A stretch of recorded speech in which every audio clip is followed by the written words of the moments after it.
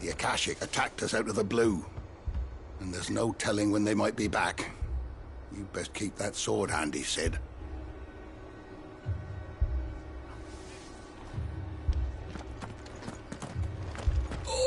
This man's gonna die if we don't get him to a healer. But all our beds are taken.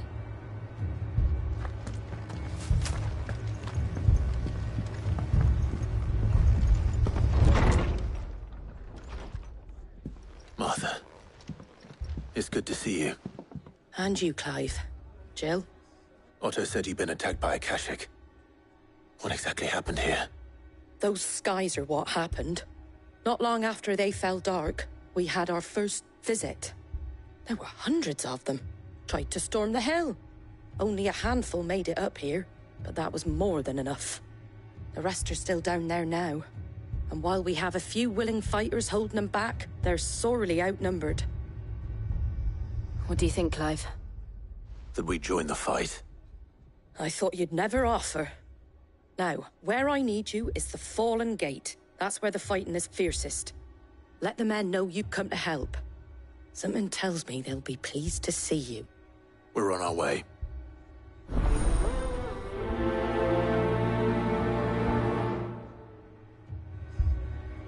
Do you think there are as many as Martha says? More.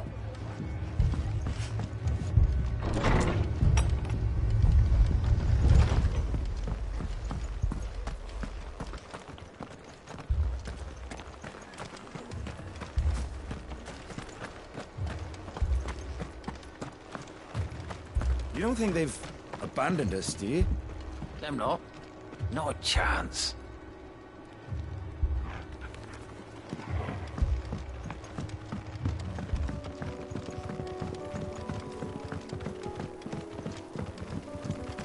The barricades we've set up around the town won't hold the Akashic back for long. Might buy us a few moments to say our last farewells.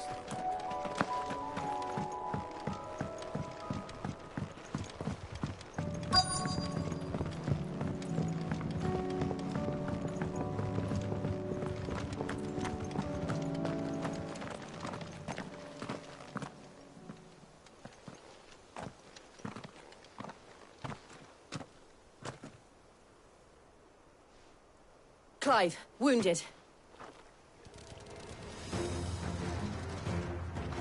We deal with the Akashic first.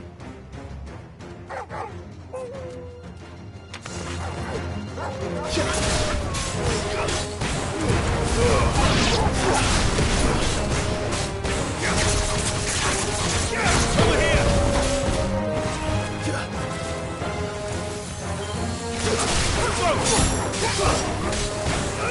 Get him!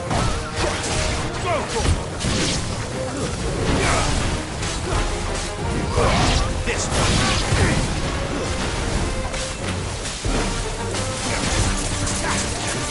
Get him!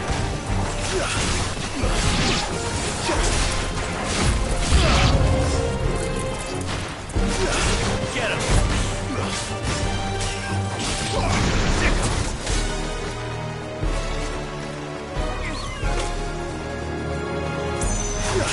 Over here!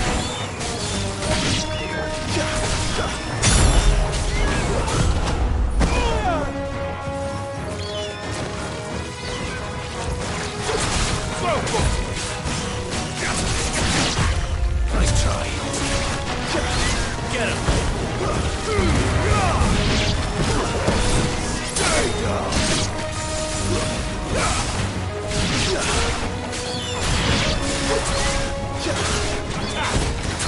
Over here! Farewell!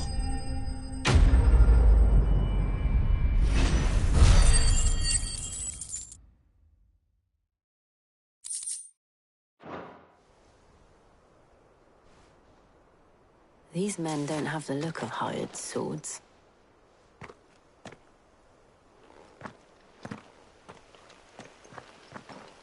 If you've come to rob this place,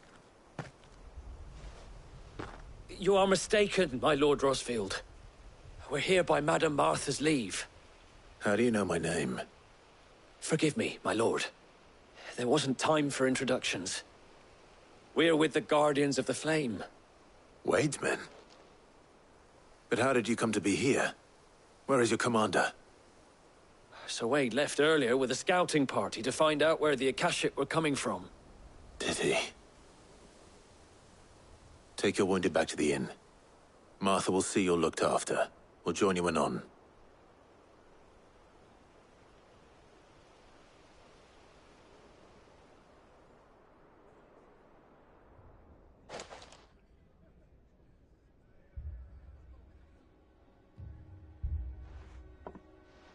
And to think you took them for thieves. A fine reward for holding off the horde, that is. When did Wade and his men arrive? Not long after Rosalith fell. The Guardians asked me to shelter some of them that had lost their homes. They were making ready to leave just as the skies turned, and we agreed it was best we stuck together. Martha! Trouble! The scouting party's almost at the lift, but they got a pack of Akashic snapping at their heels! And they've got wounded with them! They're not gonna make it! Damn it all. We'll worry about them, Martha. You look after everyone here. If any can still fight, send them to the lift. I will. You two be safe now.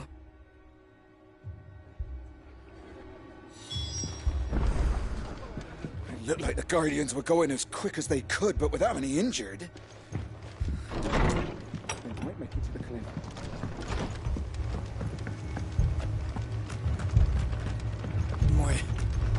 My brothers. Shh, don't try and talk. Mad dogs. The lot of them.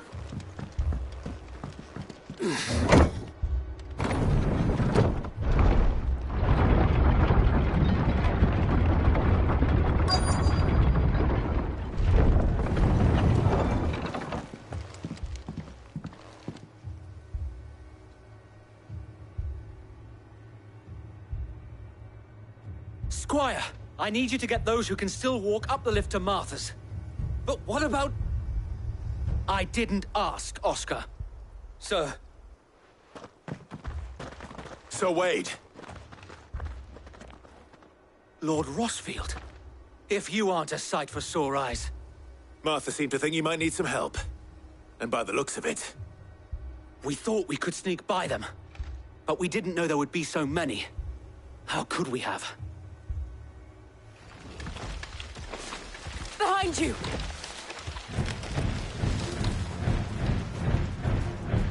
Damn it! We need to get the injured to safety. Do you think we can hold them off? We can certainly try. Are you with us, Sir Wade? Always. Then let's do our duty. Slow.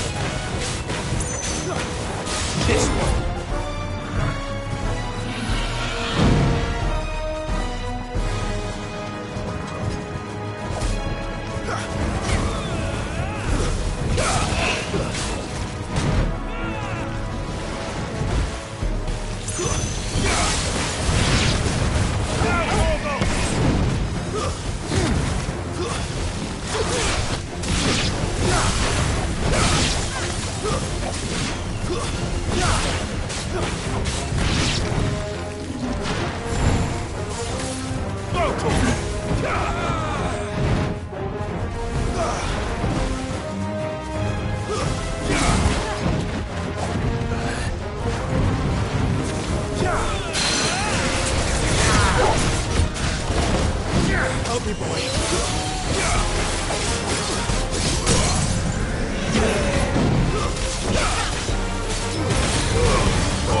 Kill!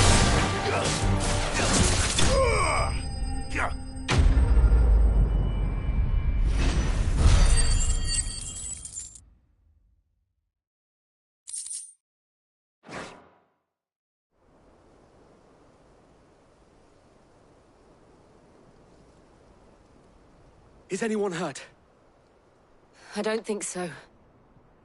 And yet again, you've pulled me from the flames.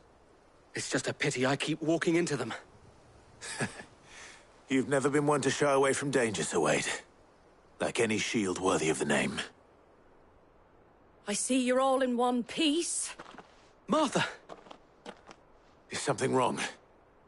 The lookout saw smoke coming from down Eastpool way. Too thick to be a hearth. A second horde. Feel like finishing the job. Always. Jill and I will make for Eastpool. You'll need to move the injured without us. Don't you worry about them. The moment my men are safe, I'll follow. Good luck.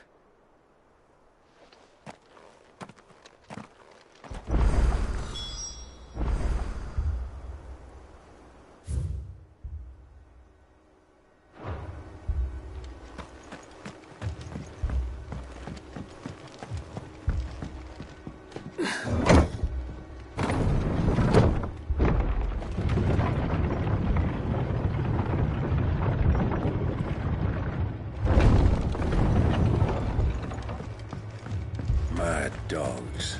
The law of them.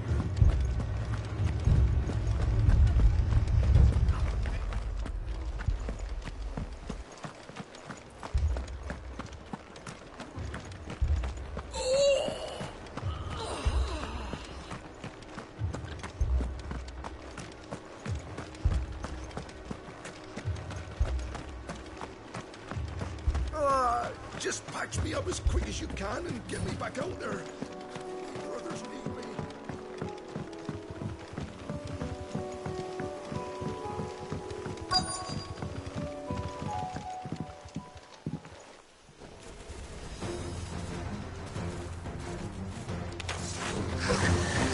They're headed for the rest. We have to slow them down. Martha and the others won't be ready.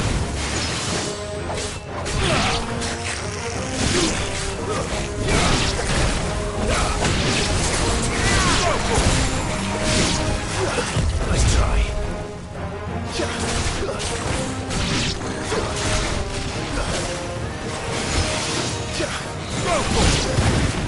Over here! Farewell!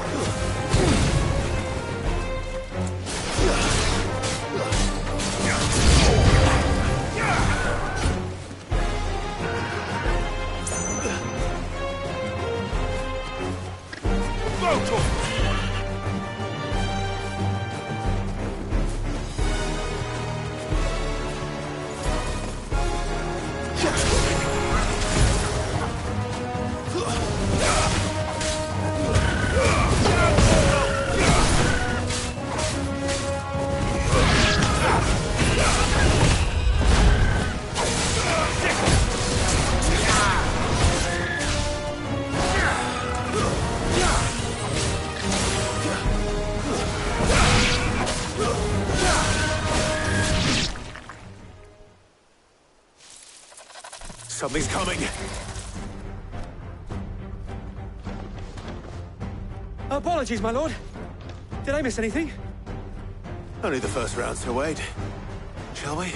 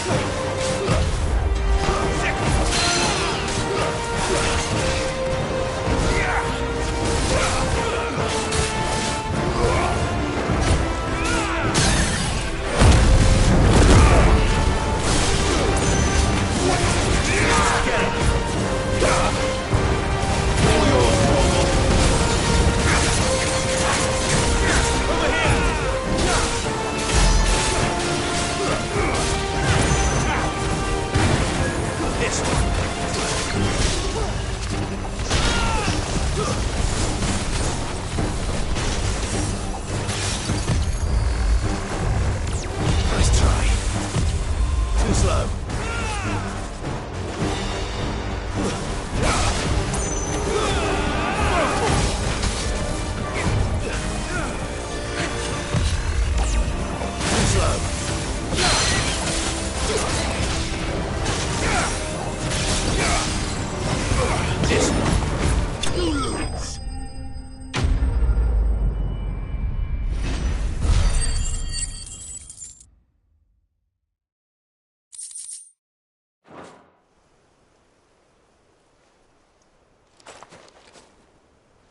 Do you see any more? No. I think that was the last of them. But it won't be long before the next lot arrive. Then we make for Martha's while we can.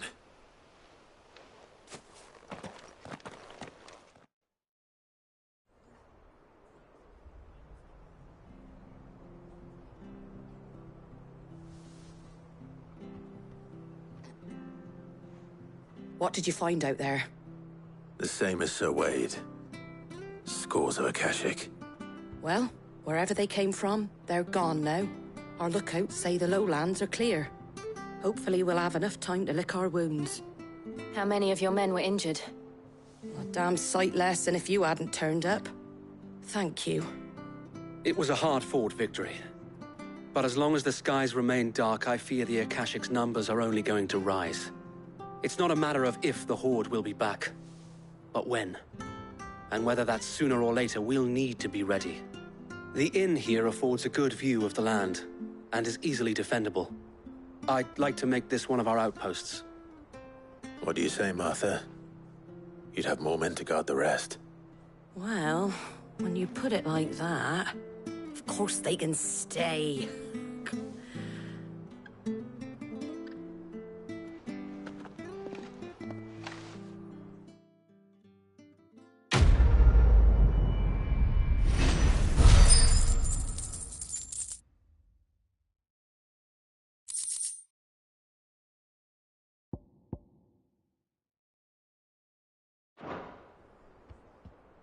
My lord, there's someone I'd like you to meet. Oscar, over here.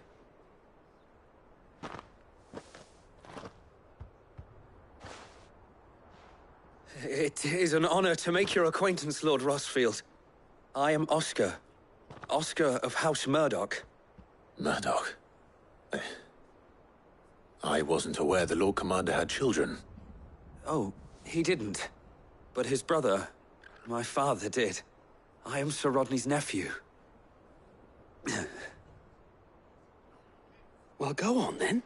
It's not for me to ask him. Yes, Sir Wade.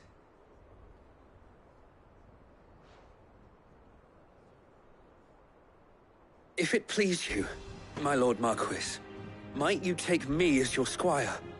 I would learn the duties of a shield from the finest. I'm sorry to disappoint you, Oscar, but I'm a shield no longer. Nor was I ever the finest. And spending time in the company of an outlaw hardly seems a fitting education for one aspiring to take his oaths. My Aunt Hannah once told me that a man is not defined by his title, but what he does in its name. You have accomplished much since taking on the mantle of Cid, winning no little honor in so doing. And I would sooner serve under an honorable outlaw than an unworthy shield. Not that Sir Wade and the other Guardians are... I mean to say that, they're...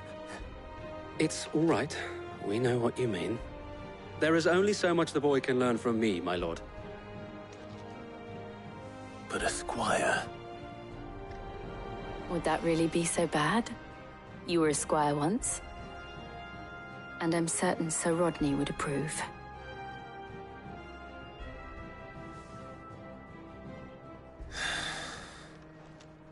Know that I'll show you as much leniency as your uncle showed me. I would not have it any other way.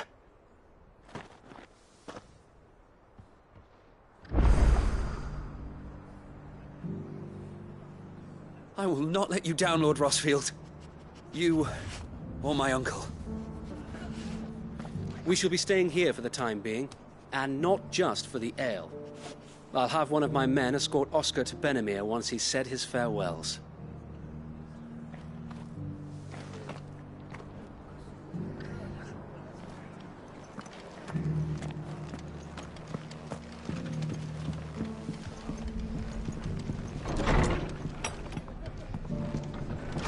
Fate seemed bent on driving me from my inn. But if they want me out, they're gonna have to try harder. If you could, I'd be in your debt.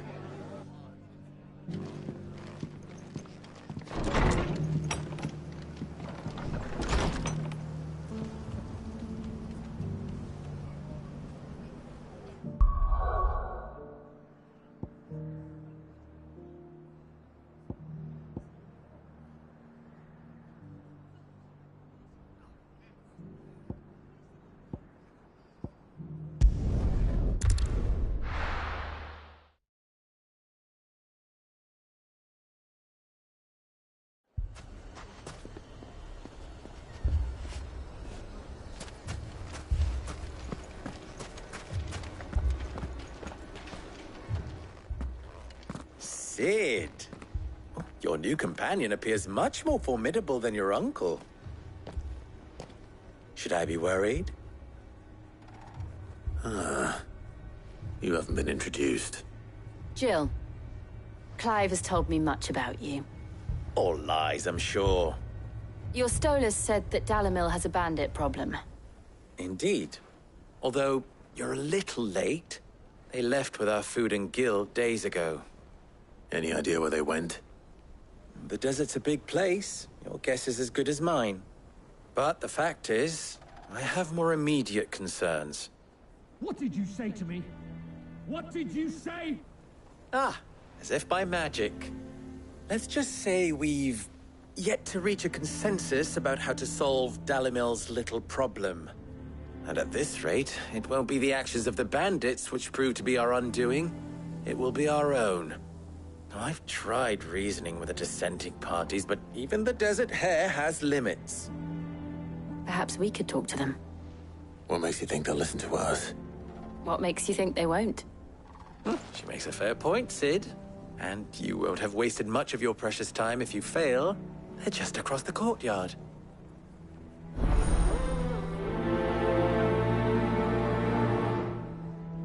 Suppose we just follow the shouting.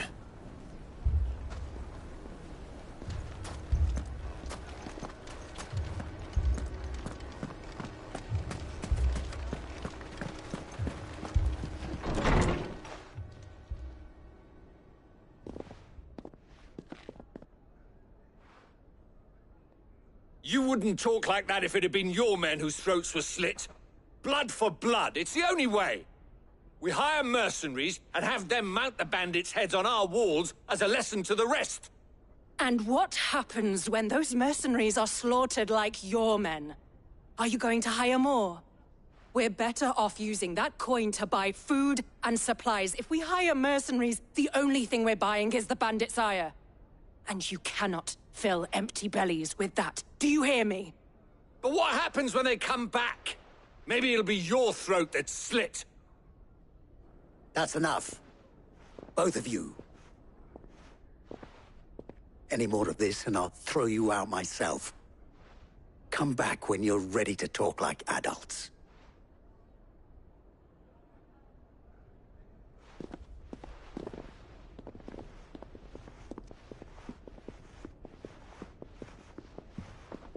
Victor.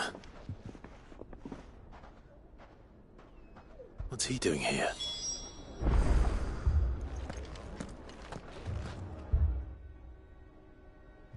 Sid. And Lady Jill. What brings you here? I was about to ask you the same thing. Costness is in chaos, and the markets have all but ceased to operate. The Briar's Kiss here in Dalamil is the only place I can reliably obtain supplies. I was here to do just that when Master Lubor told me of his troubles. He thought I might be able to talk some sense into these fools.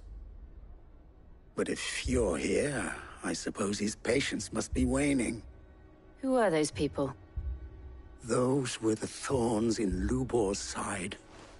And the reason this place might be headed the same way as Costness. It's these accursed skies. The darkness is enough to drive a man to madness. Or an entire city, for that matter. We're still working on the skies. But in the meantime, perhaps we can find a solution to Dalamil's problems. I hope so. For all our sakes.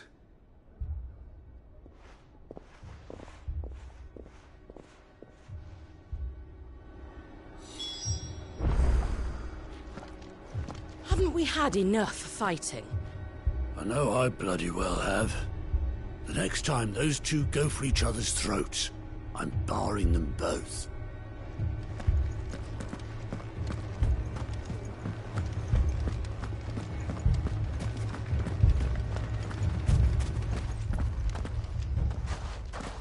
So, you see my predicament?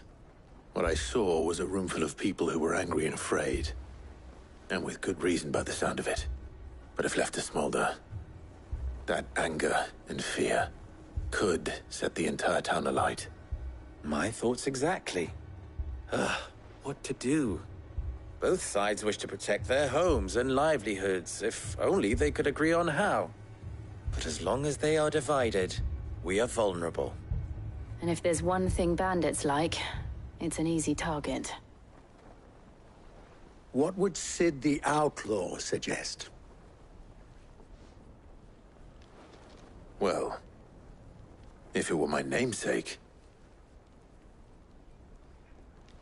he'd let them choose for themselves, and be on hand to pick up the pieces when it all went wrong. That sounds like a recipe for disaster.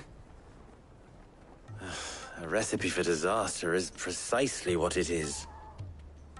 But perhaps that realization would be enough to make them question the ingredients. While it's plain neither Conrad nor Natalie will countenance the other's proposal, it may still be possible to make them doubt their own. Before presenting them with a third option. And that would be? To pool our resources and save the city ourselves. Why fight each other? When all that fear and anger can be directed at the bandits. It appears we have a plan of action.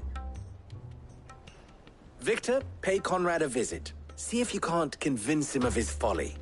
I'll speak with Natalie. As you wish.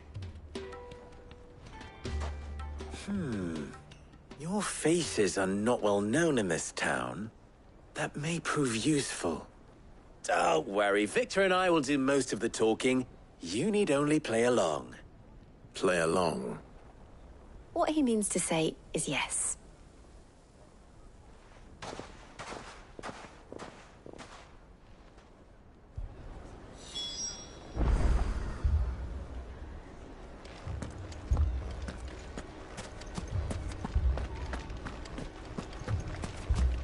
Picture it, Conrad.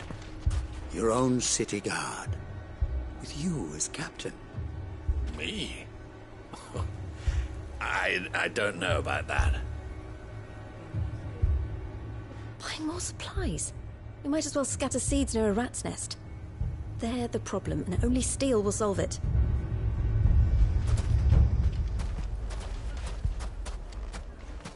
Next thing you know, Natalie'd be offering the bandits bed and board.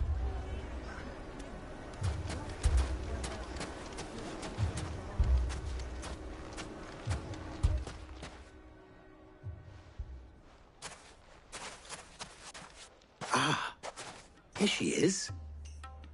The Lady of the Spear herself. Conrad, may I introduce you to Jane, commander of the Red Wings, the oldest mercenary guild in the Free Cities.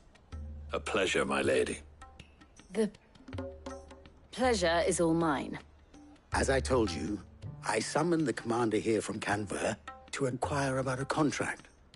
Victor says you told him no. That there aren't any men left to hire. Is that true? True as the crystals cracked. Nobles came and claimed every last one worth his salt. And not just from us Red Wings. You know of the 7 high houses. There must be 2 swords assigned each one.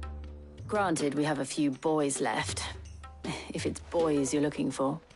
Well, Conrad, are you saying that Dalamil's finest cannot defend this town better than a gaggle of unblooded striplings? That a band of beardless youths could better avenge the deaths of your brave men than you yourselves? Absolutely not.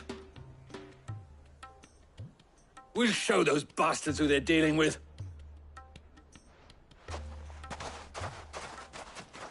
I can't believe that actually worked. Conrad's not what you call the brightest candle in the crypt. And there's a reason why I had you do the talking and not Sid. Well played, my lady.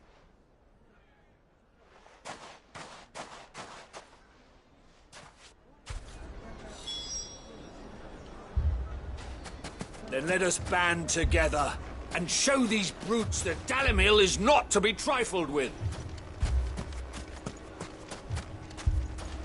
I wonder if Conrad has the right of it. We always called on sellswords and the men of the rock to guard our gates before. We don't have enough blades to arm everyone, nor enough physicers to heal the injured. I don't know if we can do this alone.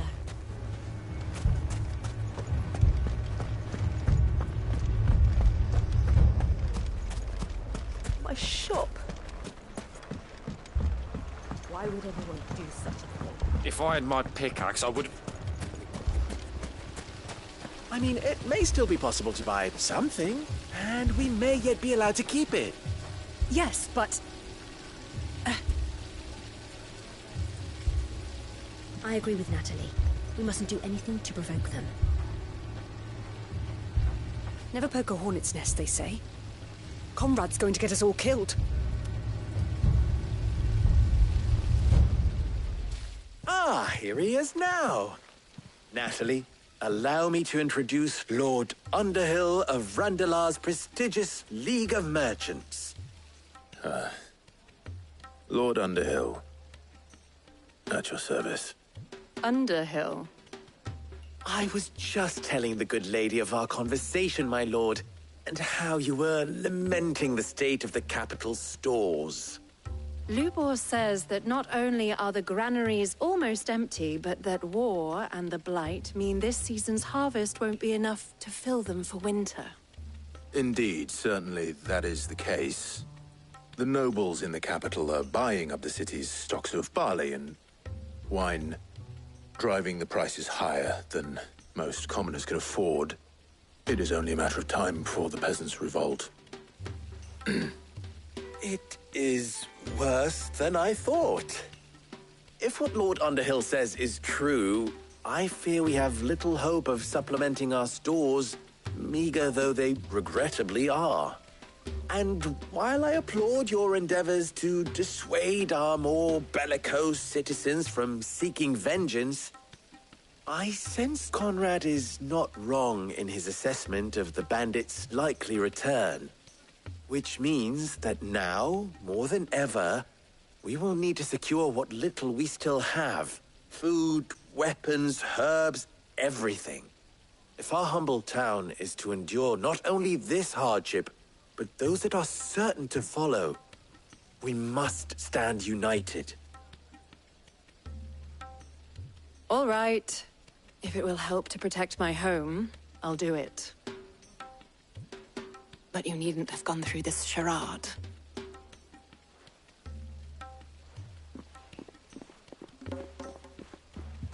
Thank you, Clive. Your performance was nothing if not workmanlike. She saw right through it. I didn't say it was good, merely that it produced the desired effect. Now, my scouts should be returning shortly. Meet me back at the Briar's Kiss, and we shall see what we face.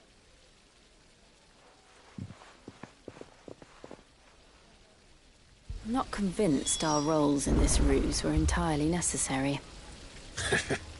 I don't know. Conrad seemed quite taken with you.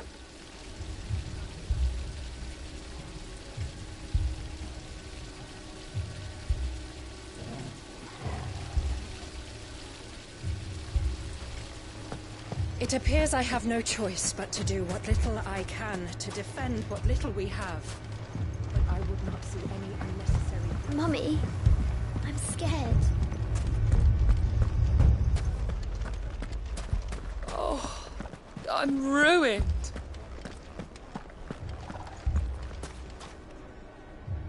Good news, Sid.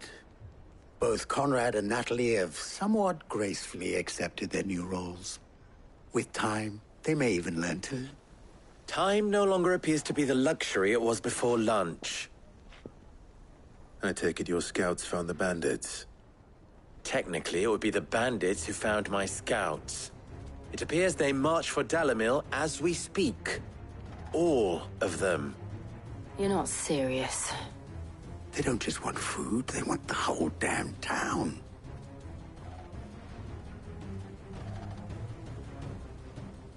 I have a favor to ask. I'm told the bandits march in 2 groups, one from the south and one from the desert, in a move doubtless intended to stretch our already gossamer-thin defenses. Very well. Jill and I will meet those from the desert. But what of the rest? The rest, my friend, the city shall fight. Together. The stakes, I concede, are high. But if this does not unite Dalimil, nothing will. That is a lot of faith to put into those who had their hands around each other's throats but a moment ago. Then it will be for us to see that their hands are kept occupied. And I do mean us. I thought you might say that. We'll hold them off for as long as we can. And we will do the same.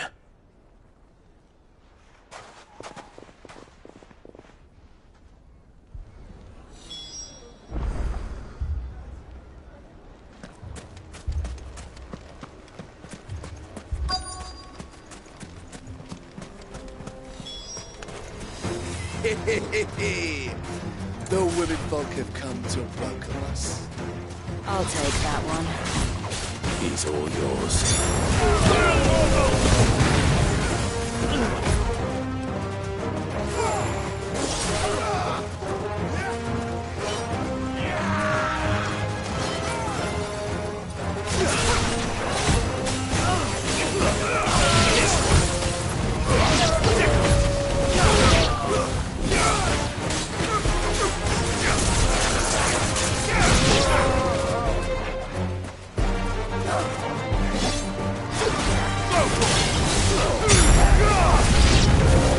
They mean to overwhelm us.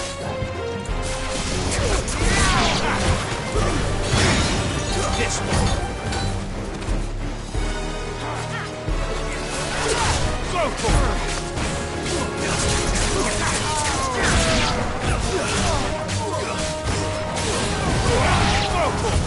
Stay down! This one.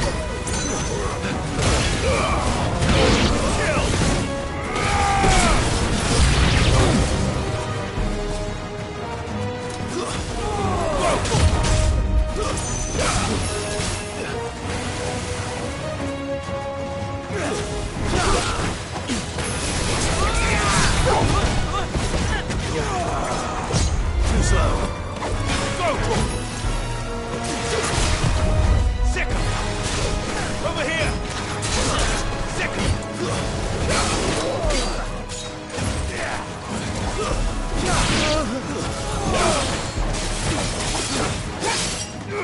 Go for it.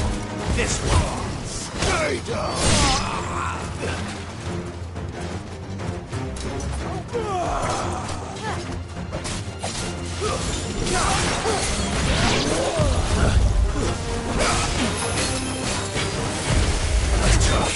Nice more. Go for it.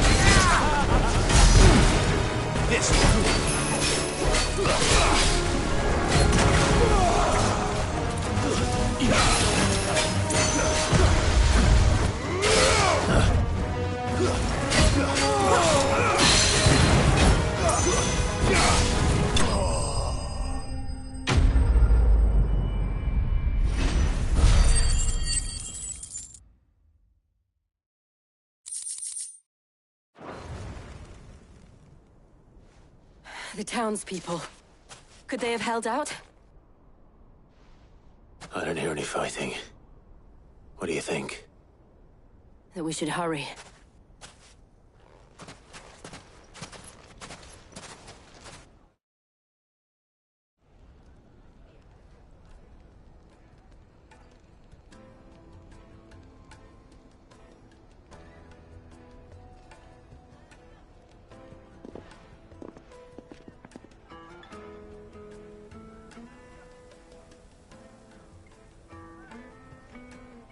Natalie, I owe you an apology. You did well out there. The inn would have been lost had you not held the line. Without you, there would have been no line to hold.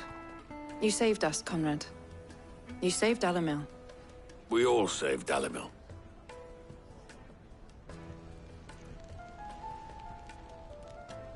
Conrad seems to have had a change of heart.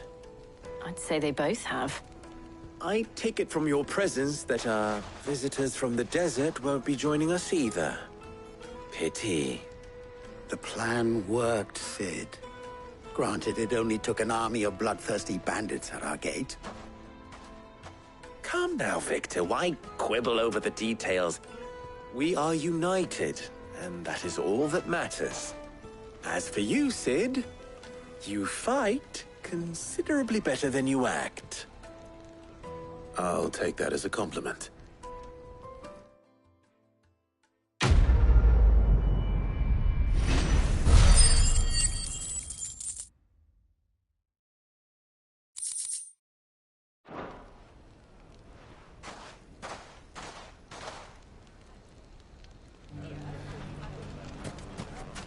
So, where did you learn to swing a sword like that?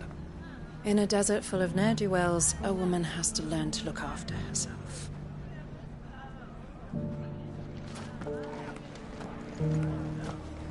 Dalimil will forever be in your debt.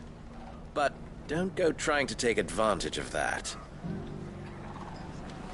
Dalimil's saved, and with our steel. Those bandits were on the receiving end of some quality craftsmanship. It has long been my habit to keep a watchful eye on the comings and goings around Dalimil. I shall continue to do so, that our people might be warned of any further attacks. I pray that you continue to play your part too, not of outlaw, but of hero to the hopeless.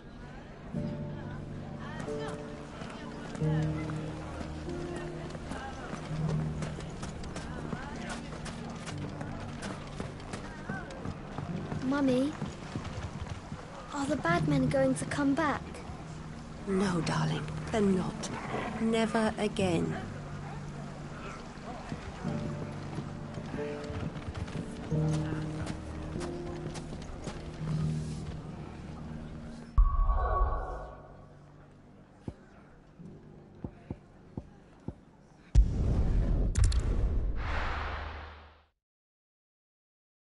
First we find Isabel.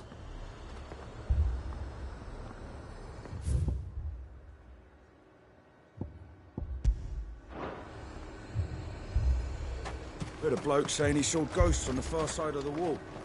Ghosts? I saw it with my own eyes. The whole of Oriflamme under a flood. Then we're next. If there are ghosts in the Royal Meadows, then why isn't a garrison dealing with them?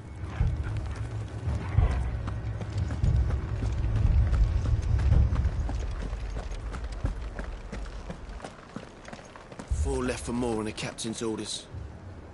Only 2 came back. Goddess help us.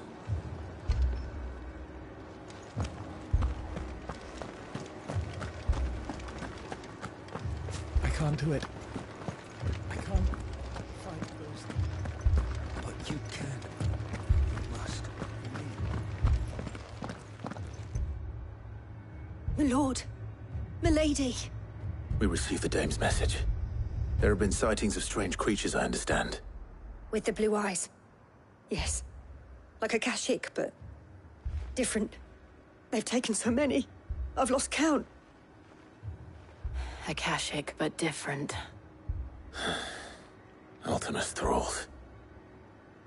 And what of your mistress? Is she here? Oh, no. She went to the garrison to ask what they were planning on doing about all this. Then we'll look for her there.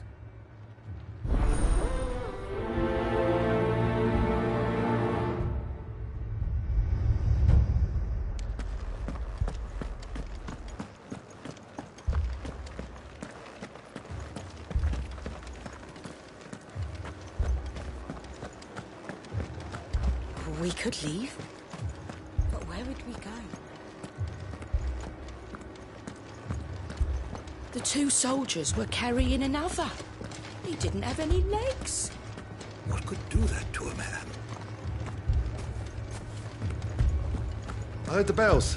Is the captain back already? Did you not hear? The captain's dead. As are half our men. The sunless skies portend the end. Our dragons all are flown. The world's aflame and chaos reigns, so I must sing alone.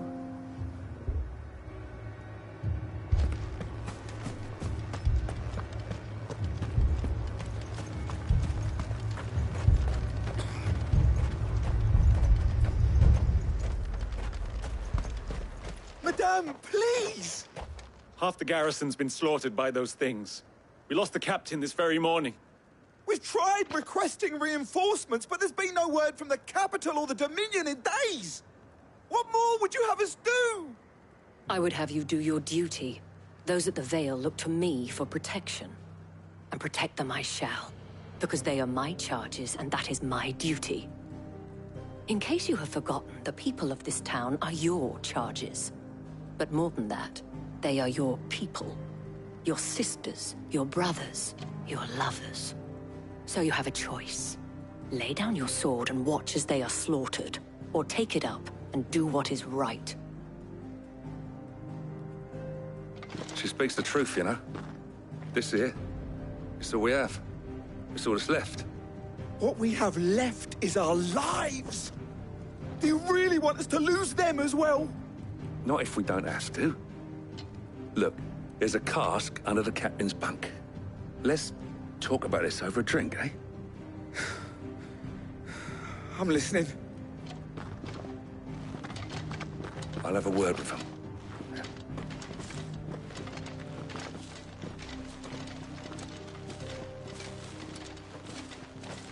Ah, Clive. I didn't expect help to arrive so quickly. And sought to take matters into my own hands. It was a noble effort, but I thought you might still need some support. How like you to consider my needs. What we need to consider is where the creatures came from. The way the survivors speak of them, one would think they appeared out of thin air. And perhaps they did. It's hard to know what to believe these days. We'll talk to the survivors.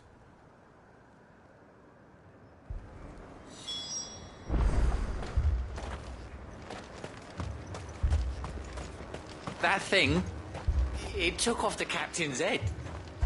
Before we could even draw his steel. I'm not going back out there. You hear me? Fuck this!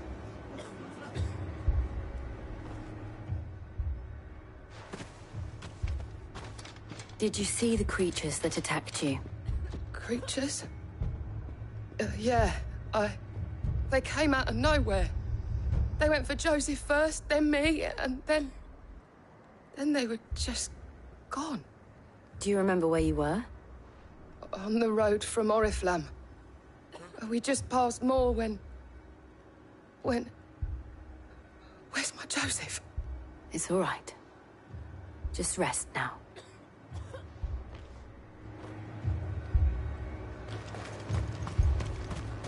It's all right.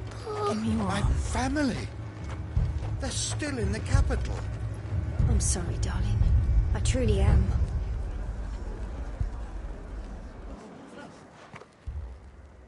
You're a pikeman, yes? What happened? I've got family in Moor. I heard the flood was spreading, so I went to see if they were all right. And a pack of them glowing things found me in the meadow. I ran for my life. I never did get to the village. Leave that to us. At least we have an idea of where the thralls might be now. We should head for more.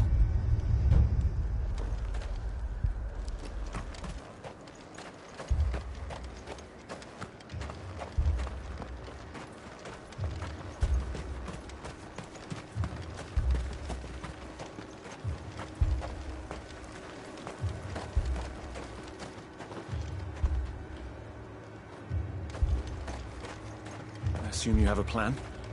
We need to find out what we're facing. The captain lost his head because he never stopped.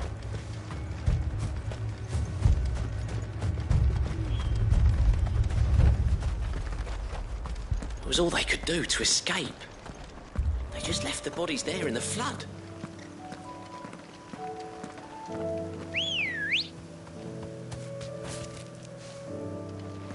Ready, go?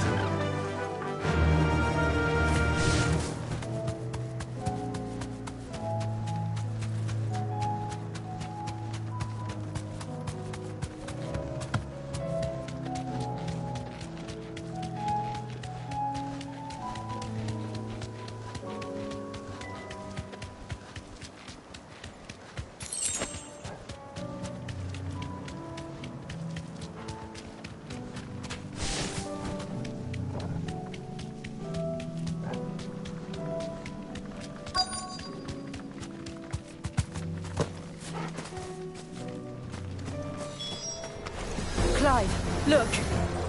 I see them. With me! Attack! This one. Get him! Attack!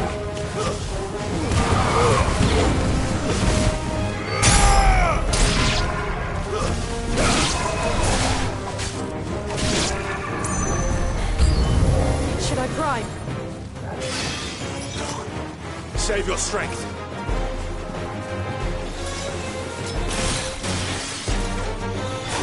Get him.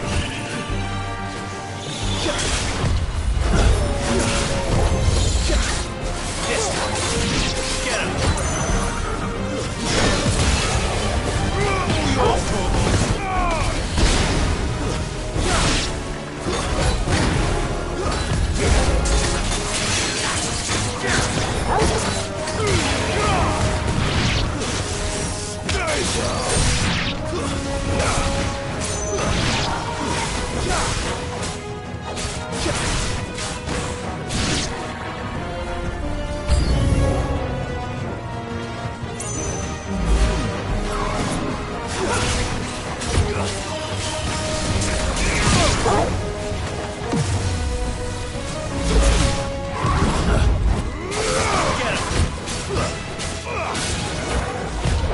Too slow.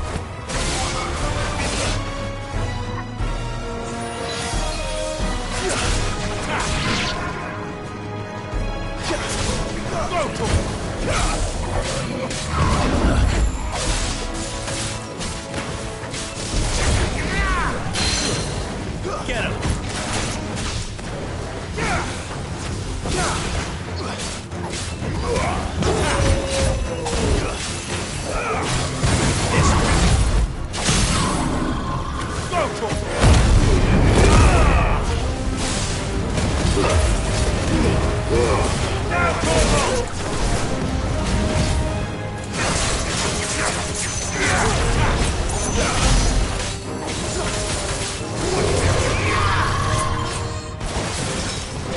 Too slow.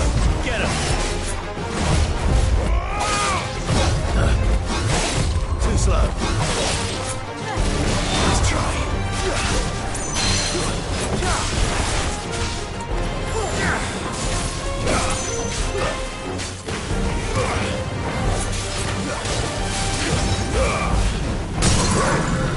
Awaken! Over here! Go for it!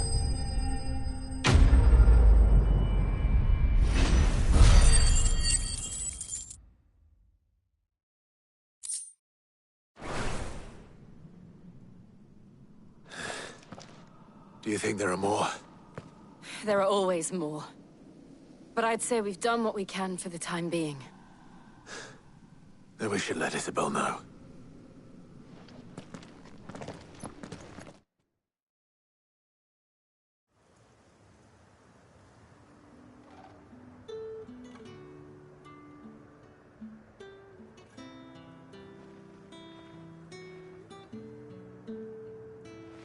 You have the town's thanks.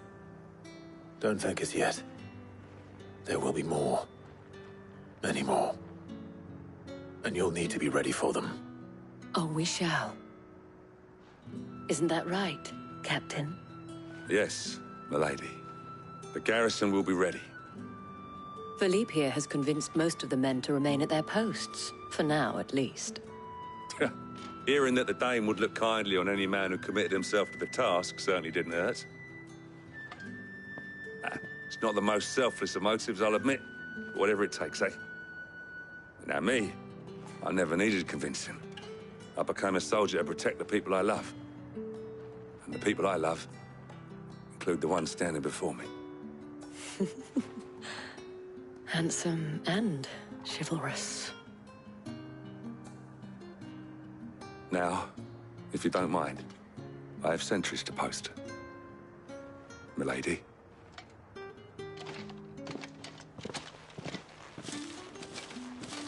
Lest you wonder, I'm not foolish enough to believe that this has solved all of my problems. But it has solved one, and that's one fewer than I had this morning. Thank you again, Clive.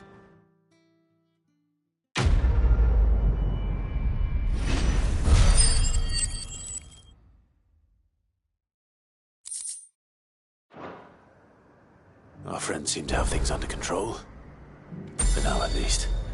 Let's go and put Otto's mind at rest.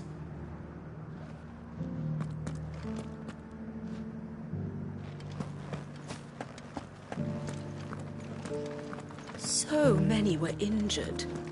Only by the grace of the goddess did so few succumb to their wounds. I'd say it was more the grace of the Dane. But helps help. Those things I said before, about not being able to fight. You didn't mean them. I know. That's not the man you are. The man I love. You needn't fret. The creatures have been dealt with. Yeah, but what if they come back? Is there anything we can do to help?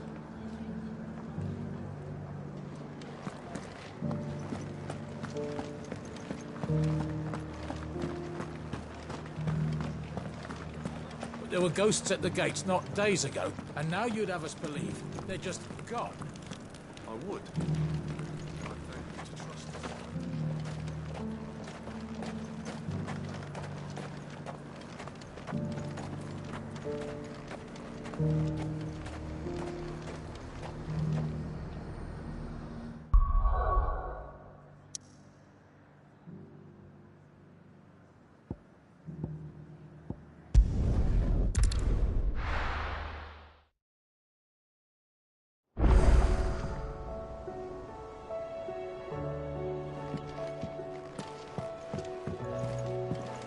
Will we ever see the sun again?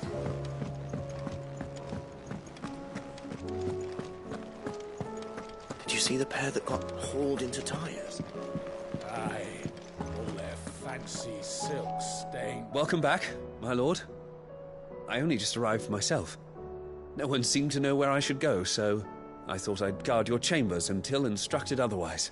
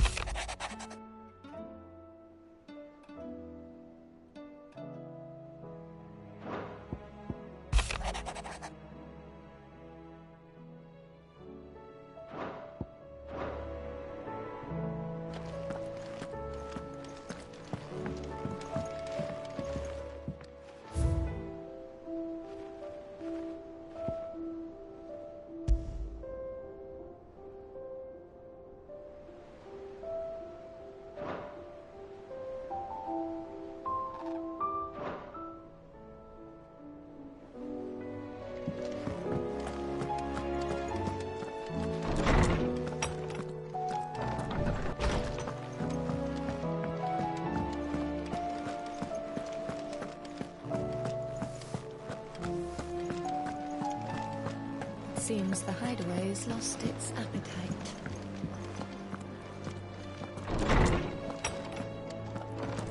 Is a storm coming, Sid? Will there be thunder? Good morrow to you, my friend. I have compiled some new entries, if you would like to see them.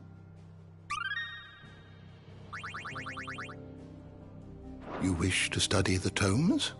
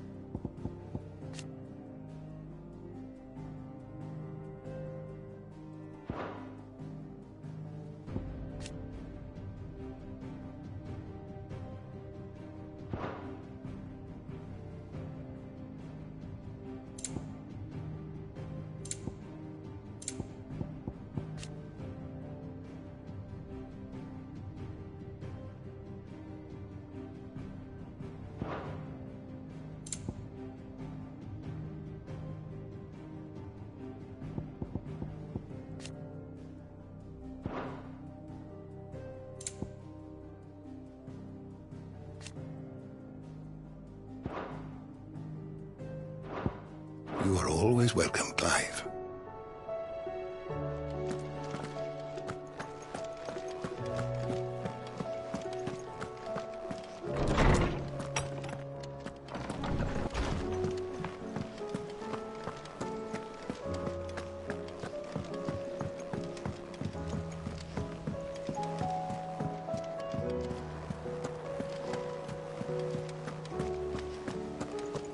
Did you see that? Tell me you saw that.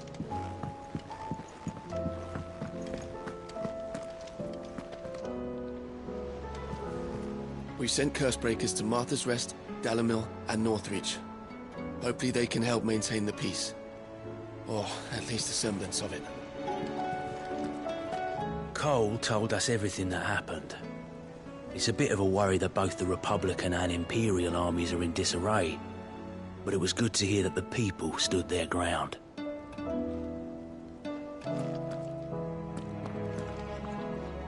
Was wondering when you turn up. Had owls from all our friends thanking you for your timely intervention. How is it you always manage to arrive at just the right moment? Luck, I suppose. Any word on the rest of the realm? Let's see. Storm's still crying out for mother crystals. The nations are still in chaos. And the skies are still the colour of a kick in the kidneys 2 days on. So... Right. Clive, we knew this was going to happen. Well, not the bleeding skies part, but you take my point. Now's not the time to second-guess yourself. Now's the time to visit the infirmary. Talia says your brother's awake. Thank you, Otto.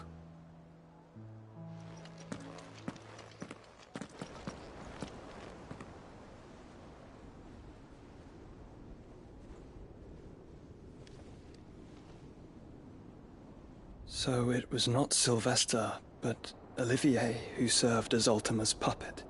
And when Dion learned of this, he sought to slay the fiend.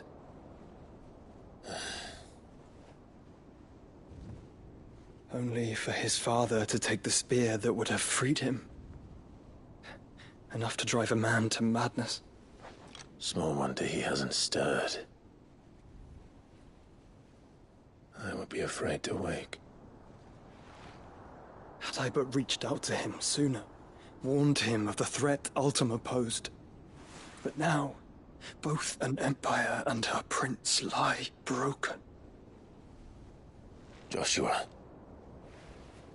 what do you know of Ultima?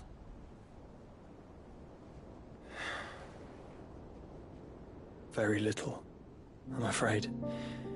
Despite my best efforts. 18 years ago, as I lay buried beneath the rubble of Phoenix Gate, 'twas not death who came for me, but another. And it was while in my rescuer's care, I first heard of Ultima. I've been chasing his shadow ever since. Ultima is driven by some deep, dark purpose, and for whatever reason, it would seem you are crucial to his designs. He will stop at nothing to have you, even if that means toppling an empire. But why me? What possible use could I be to such a creature? That is one of many answers that have eluded me. Yet, I am certain of this. It is not mere chance. You were chosen for a reason.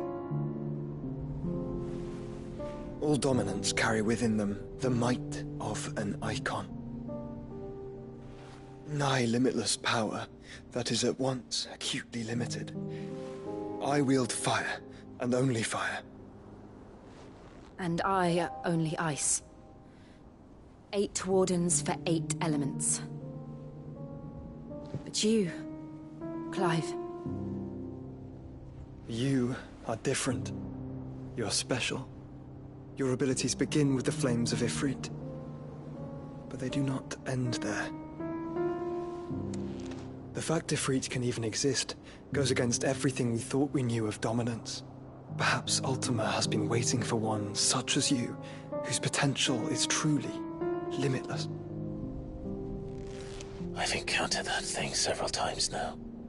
If it or he, as you say, needs me, why hasn't he claimed me as he did the boy? Were I to hazard a guess, I'd say the two of you are somehow incompatible.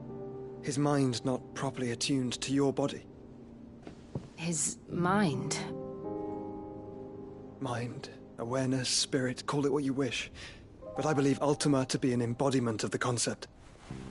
This is why I struggle and fail to contain him here inside me.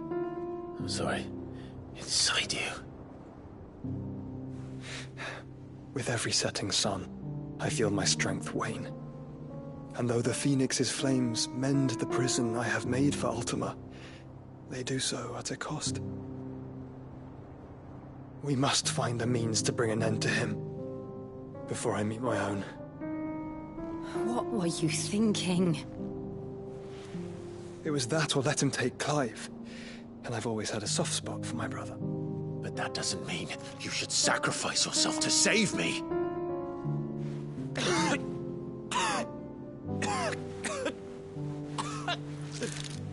Joshua! Clive! It's Gav! There's an army of Akashic at the gates of Canver.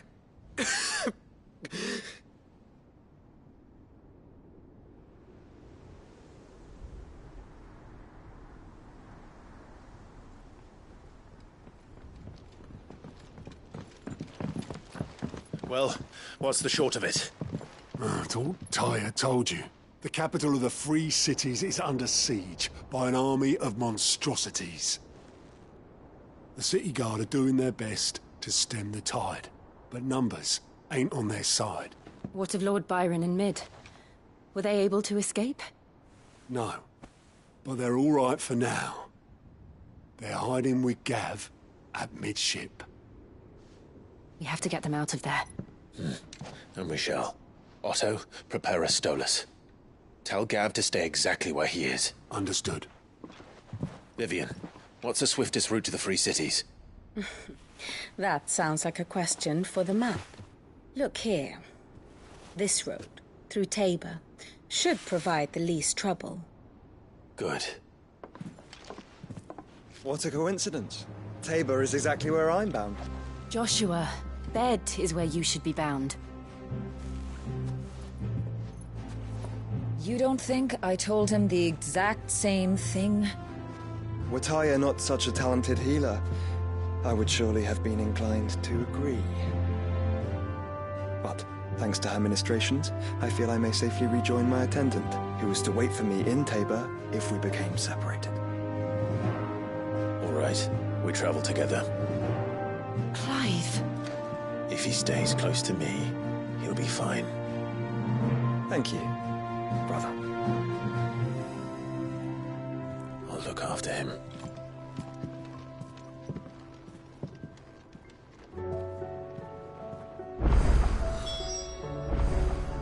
My attendant was with me in the Dominion before I primed. She would have watched the battle unfold and witnessed its outcome. I trust she'll be waiting for me in Tabor, where I can finally introduce you. You know how I feel about this, but your brother's stubbornness knows no bounds. I'm starting to think it runs in the family.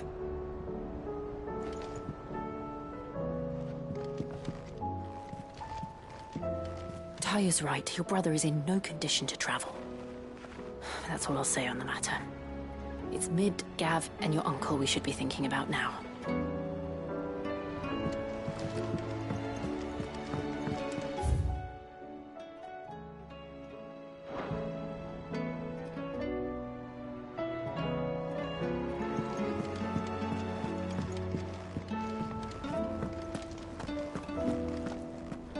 Do you like being struck by thunderbolts from on high?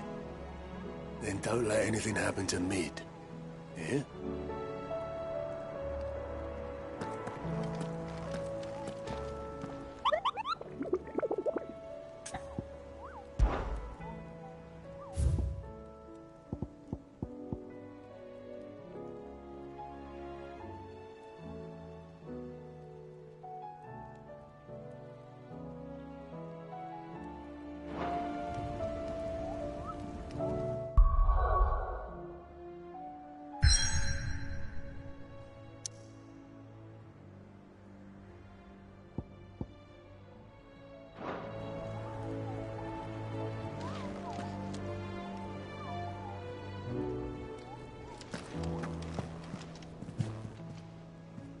I wasn't expecting you back so soon.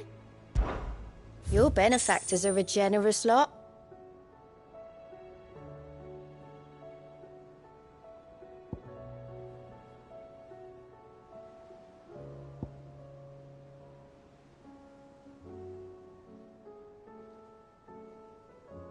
All done?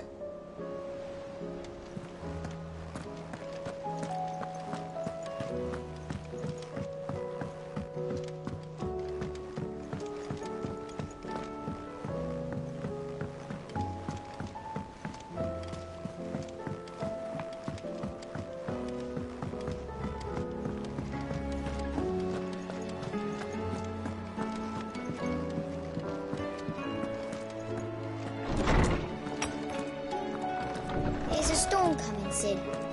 Will there be thunder? Sid, perhaps you can help me solve a mystery. I can certainly try. Who's gone missing this time? It's not who, but what. Mid's scales, the ones she made for her workshop. I borrowed them to teach the little ones about weight, and shortly after the lesson, well, they vanished.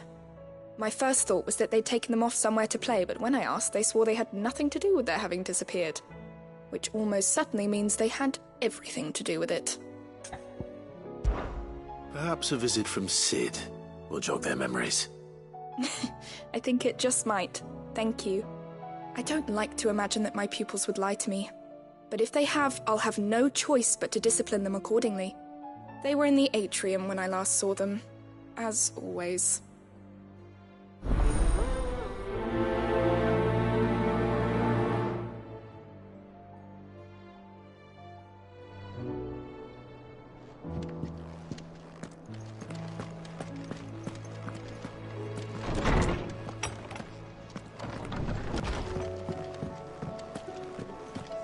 Seems the hideaway's lost its appetite. Blasted book! Can you blame them? With the skies as they are? Here, you put me in this situation, Clive. You can bloody well get me out of it. I need a hand with a recipe. Are you sure it's me you're looking for? I'm not much of a cook. I'm all the cook will be needing, thank you very much. What I want from you is a little of your time, right? Oh, and perhaps your sword. You remember Ivan's stew, right? Well, despite the look of the thing, and that awful stench, people wolf it down. So I thought I'd try making one of these supposed masterpieces myself. Had a peek at the book and gave it a go, but, well... It wasn't as straightforward as you'd hoped. Ivan had the same problem.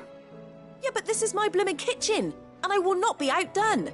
So if you don't want to be seen as playing favourites, I suggest you lend me a hand. I've never been one to play favorites, Molly. And I would be only too happy to lend you a hand. So, what's on the menu this time? A fried mortress of skyworm. That's one heck of a name, innit? Recipe seemed easy enough to an old hand like myself. Thought I'd followed it to a T.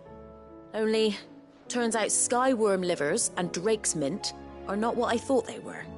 At least I hope they're not, given the rancid mess they made. Yvonne said the recipes in the culinary pilgrimage date back centuries. Who's to say the ingredients even exist anymore? Wow. That's a question for a scholar, wouldn't you say? Perhaps you know of one? Kindly old fella who haunts the shelves, maybe? Fine. I'll go and speak to Harpocrates. Perhaps he'll know something. And if he does, I'll see if I can find your ingredients for you. You do that. Lest we forget, you've got a reputation to uphold.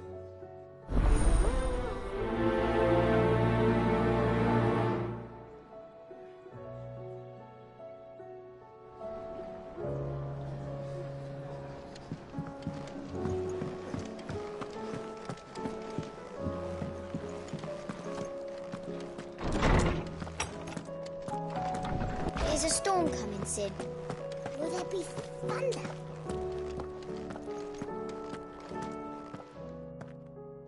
Lawsman Harpocrates. I've come to pick your brain if you don't mind. It's about the book you lent Ivan.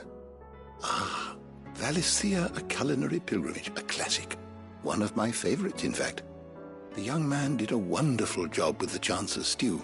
I do hope we shall be able to sample more such marvels in due course. That's actually why I'm here. I don't suppose you know where I might find skyworm livers and drake's mint. Ah, so the fabled Sanbriquois delicacy is next on the menu. Delightful. The descriptions of fried mortress never fail to make my mouth water. Now, skyworm is a somewhat antiquated name for the wyvern, their ground livers being the paste from which the mortress is made. Dragon livers. How very Sambriquois. One would have thought the disciples of Bahamut would have a touch more reverence for their icon's brethren, but apparently not. I believe the specific dragon the recipe demands is the blueback wyvern, said to be the very colour of the sea beside which it resides. So we know where to look for our liver. But what about the drake's mint? Saint's bonnet in contemporary parlance, a herb which grows along the North Reach coast. I gather that one can locate the cheerful yellow flowers by their heady scent alone, so I'm sure you'll have no trouble finding them.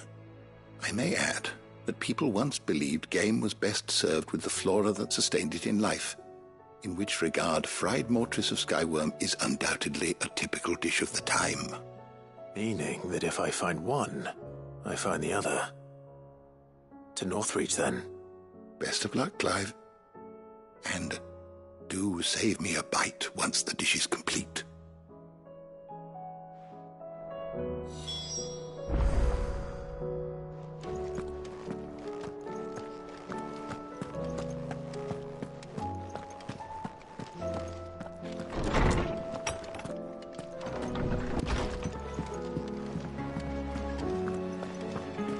It seems the hideaway's lost its appetite.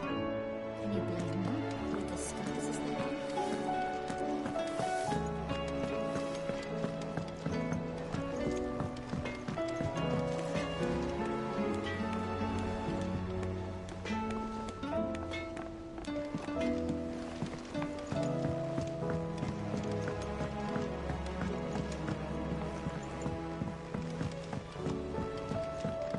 I heard the Emperor was impaled on his own son's spear. Never. Day on the boat. We're all gonna die! You hear me? The Akashic are coming and they won't stop! What do you reckon we should do? I say we should just tell Miss Shirley. You'll get us all straight. I'm telling you, I can fix them. Ever seen one of the blue bastards swim?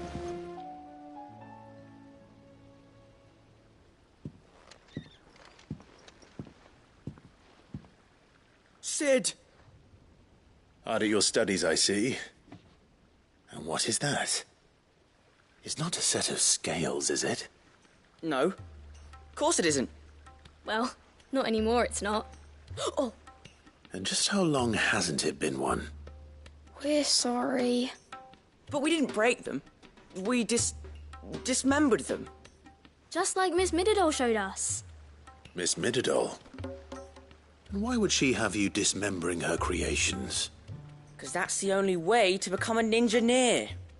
Miss Mididol said, the best way to see how something works is to take it apart and put it back together again. Well then, your work is already half done. Carry on. About that. The taking apart was easy enough, but it's the putting back we can't work out. Speak for yourself.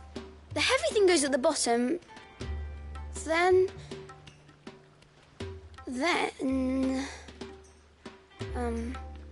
You three need to learn to take responsibility for your actions. So let's have a look at these parts with fresh eyes, shall we?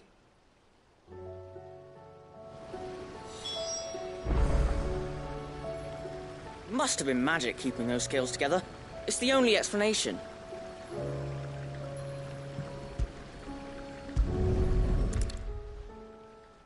All right. Everything here was once part of Miss Mididol's scales. Every piece has its own role to play, and each is just as important as the others. If even one of them is missing, the scales won't work. So let's think about what those roles might be. You already know one of the pieces, the body. Its role is to support everything else. But what of the others?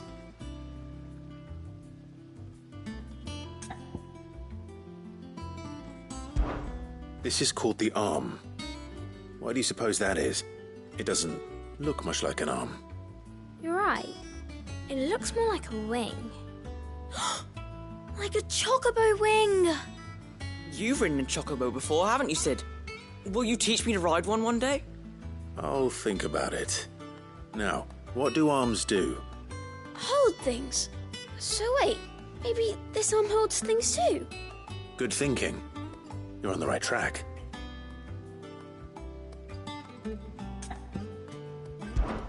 These round parts are called the pans. You all know what a pan is, don't you? I do. Molly uses them in the kitchens to fry bangers. But these aren't for frying bangers, you idiot. They're for weighing stuff. But what if I wanted to weigh goods? I don't think you'd fit on that little thing. Probably not. What are the chains for? Holding the pans up? Well spotted. Which means something must hold the chains up in turn.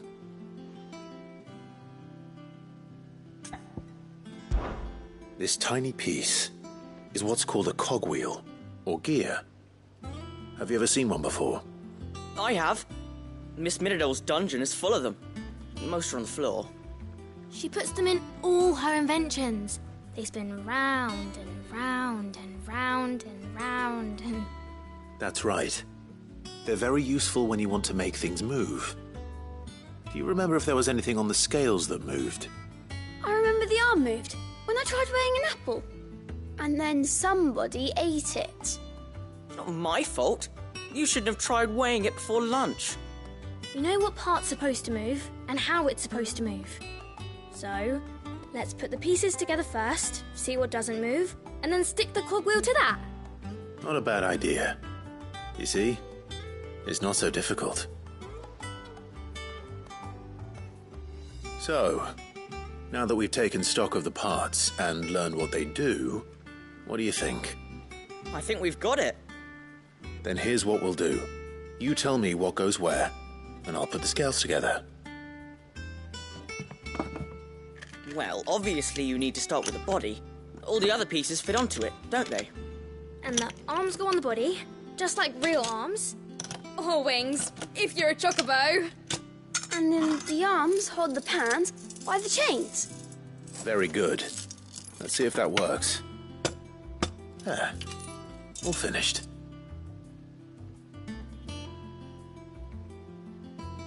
Yes! We did it! Well, with Sid's help. Oh, I just put the pieces together. It was you three engineers who showed me how. That's right. We're Miss Mididol's hairs. Her hairs? Yeah. Hare's for the future. She's showing us her secrets now, so we can help out the hideaway when we're older. What do you think, Sid? Are we almost ready? With a little more help from Miss Midadol and Miss Shirley, I'd say it won't be long at all. You hear that? It won't be long. Until then, though, do try to be honest with Miss Shirley.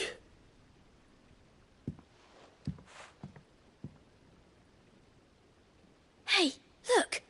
We never used the cogwheel. You don't think Sid forgot about it, do you?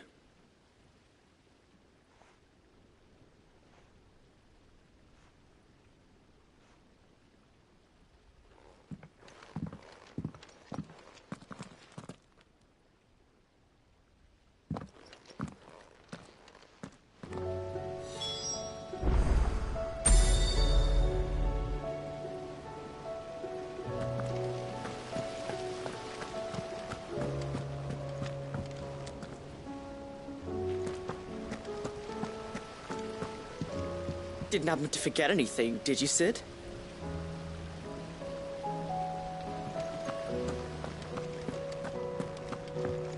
We're all gonna die! You hear me? The Akashic are coming and they won't stop until they've slaughtered every single one of us. I heard the Emperor was impaled on his own son's spear.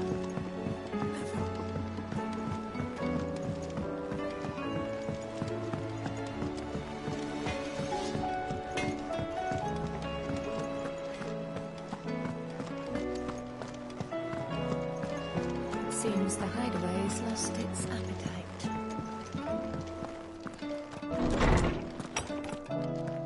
Is a storm coming, Sid? Will there be thunder? Well, did you solve the mystery? It was as you thought.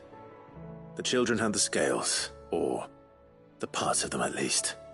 They dismantled them to see how they worked. Oh, no, Mid will have my head. Thankfully she won't. This might even have been her idea, although I was the one who ended up teaching the lesson. I'm so sorry, Sid. I know how busy you are. I shall see that the children are properly punished. Please, there's no need. Mid seems to have taken the three of them under her wing. She's even calling them her heirs. She'd have them follow in her footsteps. And her father's. I see.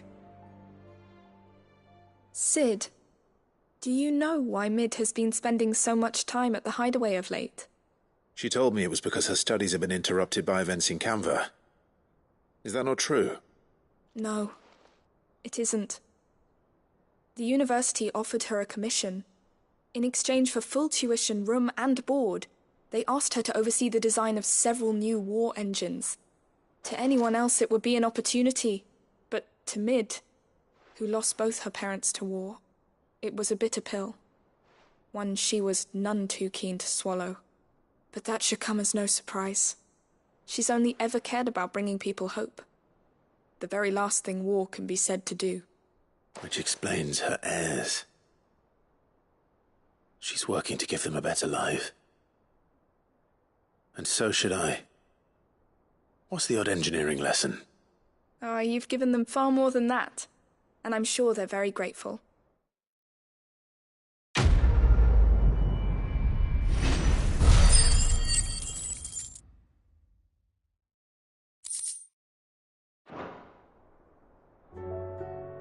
If Mid is teaching my pupils her secrets, I suppose I should brush up on some of them myself.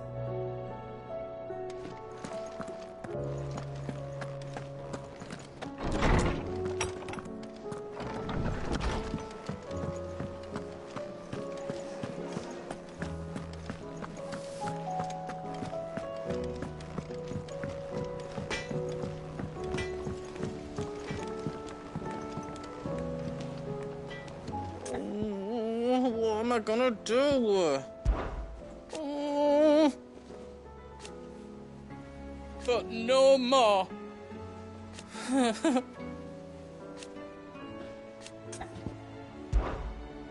Is everything all right, Goots? You seem more discomposed than usual. Oh, I don't know what that means, but I'm in a bit of a muddle. Oh, I think Nan might be in trouble, and she's... It's all right. You can tell me.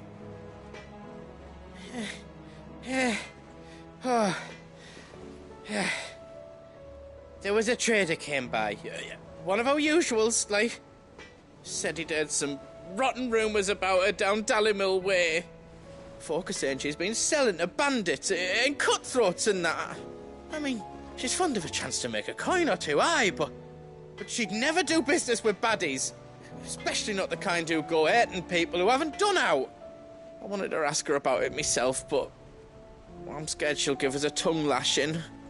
She'd never give your tongue a lashing, though, would she? Don't worry. I'll speak to her. Oh, thanks, Clive. You'll let me know what she says, won't you? Of course. I'm sure it's all just a misunderstanding.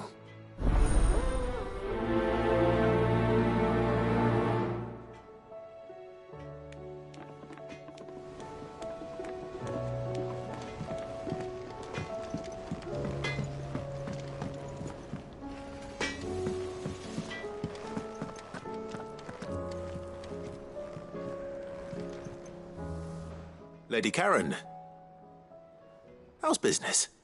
Not nearly as foul as the weather. You're doing good trade, then? Both in and out of the hideaway? Can't complain. Wait, what exactly are you getting at? Not once in 5 long years do you pay my affairs half a care. But here you are today, raking me over the coals like a bloody popoto. Just asking. Out of interest. All right.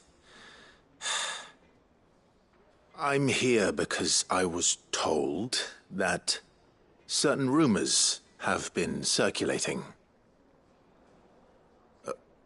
About you selling weapons to brigands. Oh, are you? And who was it who knows me so well as to tell tales of my evil exploits? I didn't exactly hear firsthand.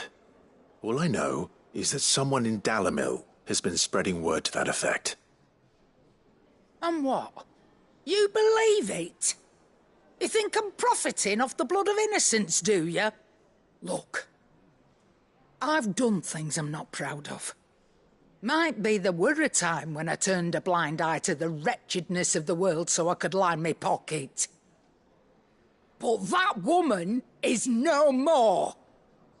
And you'd know that if you'd ever paid the slightest bit of notice. You're right, Lady Karen. I apologize. It was wrong of me to doubt you. Aye, it was. Now, I reckon you've got better things to do than pointing your do-gooding finger at a poor old woman. Of course. Good day.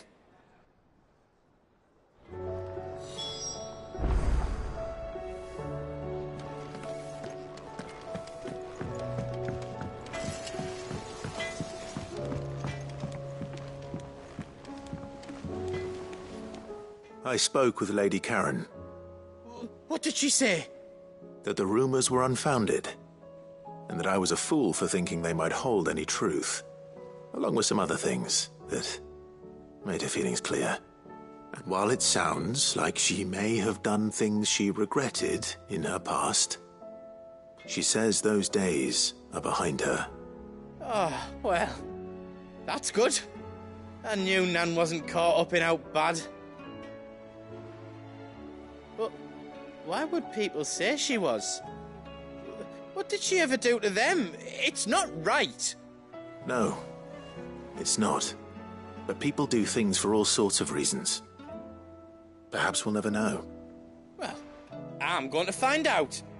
That trader, he said they were all talking about her in Dalimil. So that's where I'm going. I'll find someone who'll tell me, you'll see. Are you sure that's wise? Whoever's spreading these rumors means Karen ill. Oh, right. But that's why you'll be coming with me, isn't it, Clive? I suppose it is.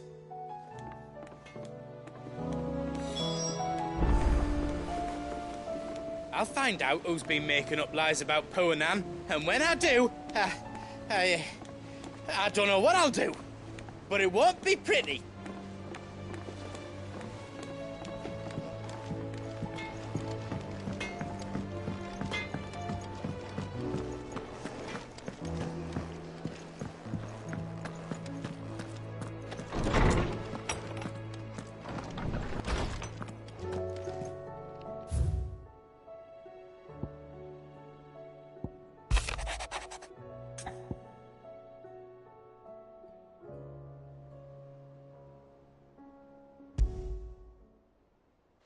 Rutherford. Wasn't that the name of my uncle's manservant? Why would he be at Martha's Rest?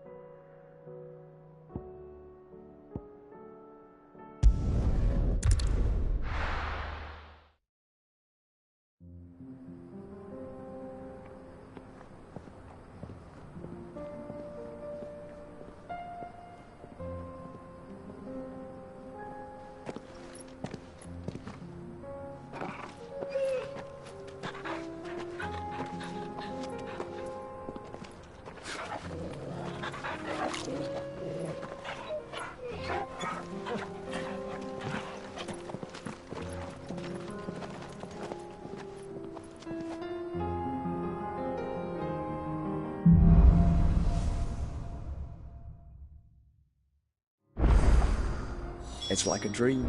The four of us out walking like we used to. Enjoying this, are you? Gav and the others could be in danger as we speak. You're right. I'm sorry. Yote is a fine scout. If Canville was attacked, she will already have begun gathering information. Tabor isn't far. We should pick up the pace.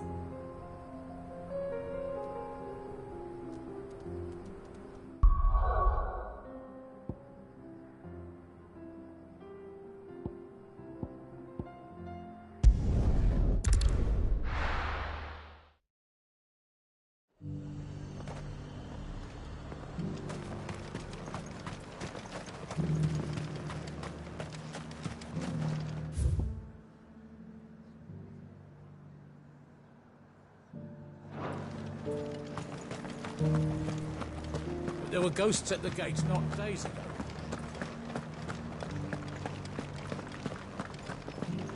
You needn't fret. The creatures have been...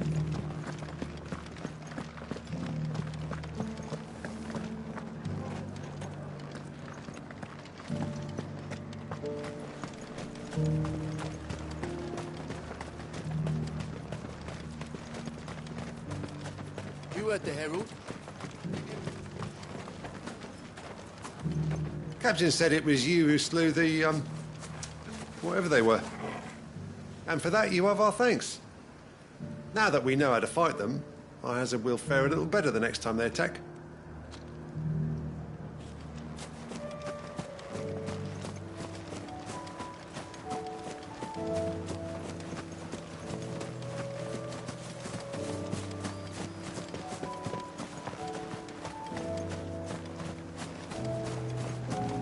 Hippocrates said I should be able to find what I'm looking for somewhere nearby. Bright blue dragons and bright yellow flowers. Should be easy enough to spot.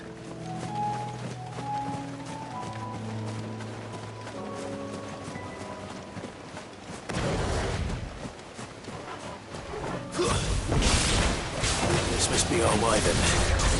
All right. Let's get this over with. Too slow.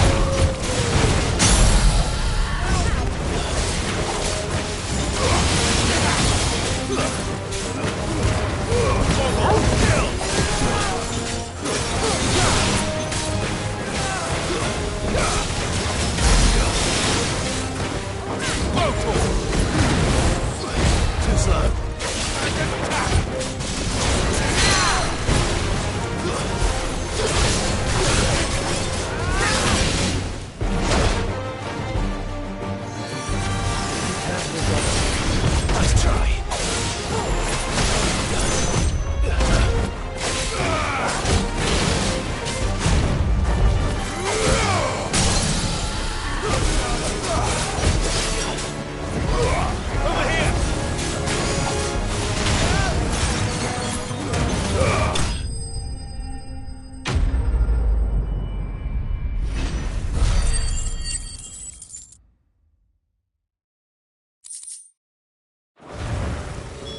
That's the wyvern's liver.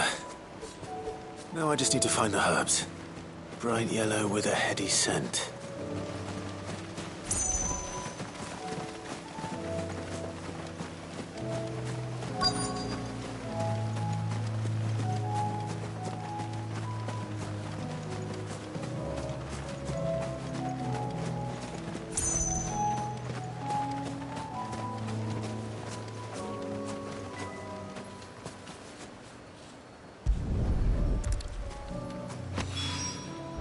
I think that's everything Molly needs to resurrect her recipe. Better head back.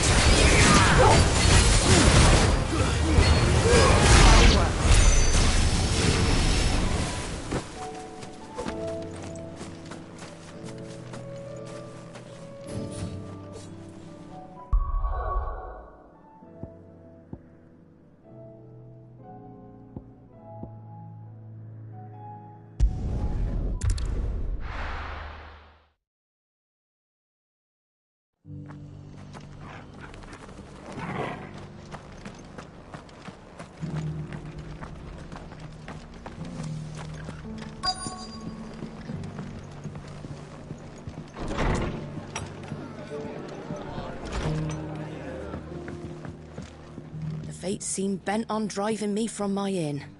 But if they want me out, they're gonna have to try harder.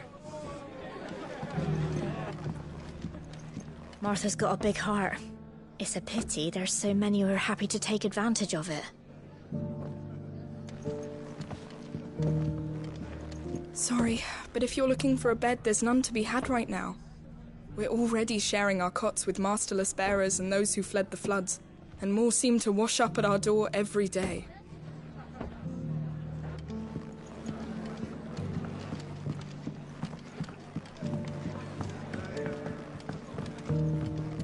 My lord Marquis, is that you? It is you. Then you received my letter. I am Sebastian Rutherford, chief steward of your lord uncle's estate. Of course. We met once before. Yes, my lord. Thank you for coming. And what was so sensitive that you couldn't put it in writing? 1,000 apologies, my lord. I did not mean to offend. I merely... It's all right. Continue. I am here at Martha's Rest, at the behest of your lord uncle, tasked with learning what I am able of the realm's current state of affairs. And what I have learned is grim. The fall of the Mother Crystals has left Storm in a state of utter disarray. The subsequent darkening of the heavens has only made things worse. Akashic attacks, once unthinkable, are now commonplace. The gears of governance have ground to a halt, and without a steady hand on the tiller, the realm threatens to drift into utter chaos. Your lord uncle, however, believes there is a way to avoid this fate, and is determined to see it set in motion. That sounds like quite the undertaking. It is. Hence my having enlisted the aid of several colleagues serving the 7 high houses. Alas... Alas? I have lost contact with 2 of those colleagues already. They are both able-bodied and trained in the sword, yet in these dark times even that may not prove sufficient to keep a man safe on the road. So you want me to find them? I'll need to know where they went. One I sent to investigate the Republic, the other the old Imperial capital of Oriflamme. That doesn't exactly narrow it down. I suppose I'll start in Dalimil and work my way east. Thank you, my lord. I shall pray for your success and safety.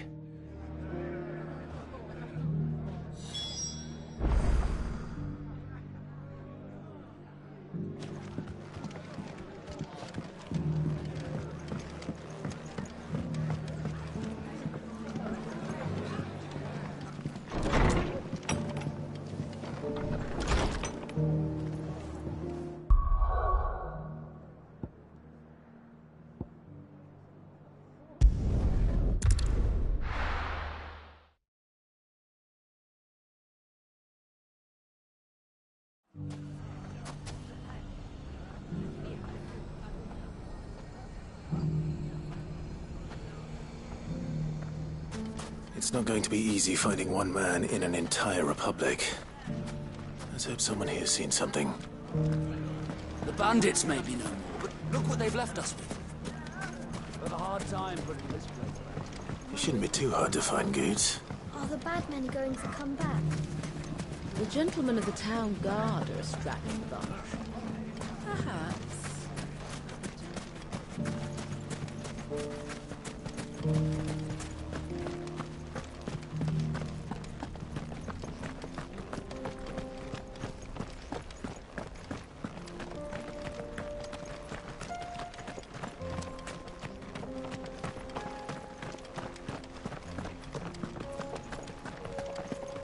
Someone's got himself in trouble.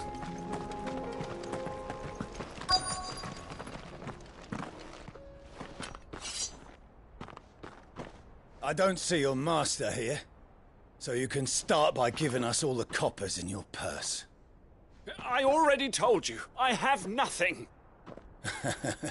Then maybe we'll take that pretty outfit and the steel you're wearing.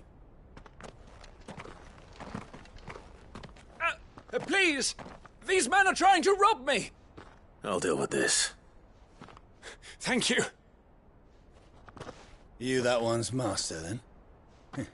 If you'd kindly pay the coin he owes us, we can pretend you didn't draw your blade on Republican soldiers. Or you can go back to your garrison and I won't report you to your captain. Oh, you're more than welcome to. He hasn't had many visitors since we slit his throat.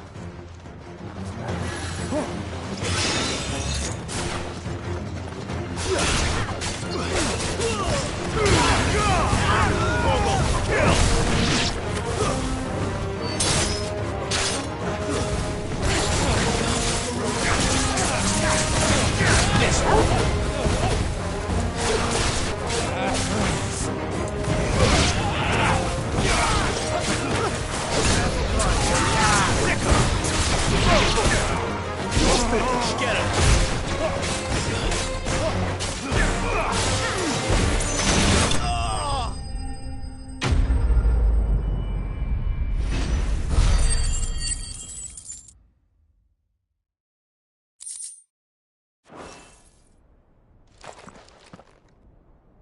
I'd expect as much from Hugo's faithful, but these were men of the fist.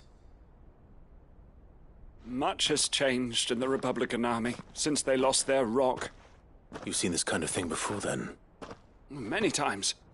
I was sent here to observe the situation. You're one of Rutherford's men. He sent me to look for you. Well, then you have my thanks. I fancy I could defend myself against one, perhaps two, but a whole regiment. I arrived in Dalimil several days ago, but when I called upon the captain of the local garrison to make inquiries, his men confiscated my effects and locked me in a cell. The captain is no more, and his men make the rules now. Fortunately, I was able to bribe my way free, only to be stopped again by those soldiers you so kindly dispatched. What of the Fist's central command? Surely they wouldn't allow such lawlessness amongst their ranks. I would imagine they are unaware of it. Most of the army has fallen back to the capital and hunkered down behind her walls. Those who weren't recalled now rule the fringes unchecked, answering to no one but themselves. Then it's worse than we imagined. You should return to Rosaria. It's not safe here. I'll find a caravan heading north. You won't mind if I borrow one of these soldiers' coin purses?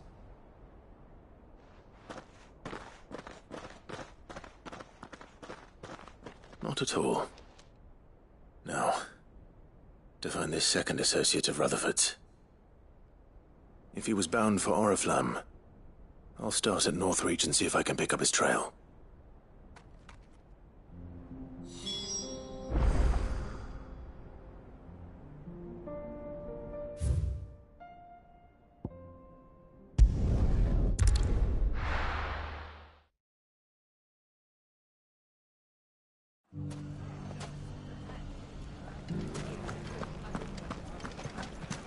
The bandits may be no more, but look what they've left us with. We've had a hard time putting this place back. Mummy, are the bad men going to come back? The gentlemen of the town guard are a strapping bunch. Perhaps. Fuck! How the hell did they find it? No one knew where I was keeping that gill.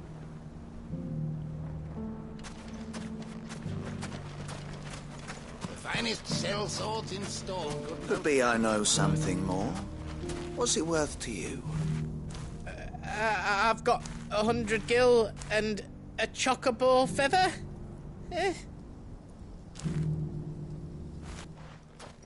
Clive, listen!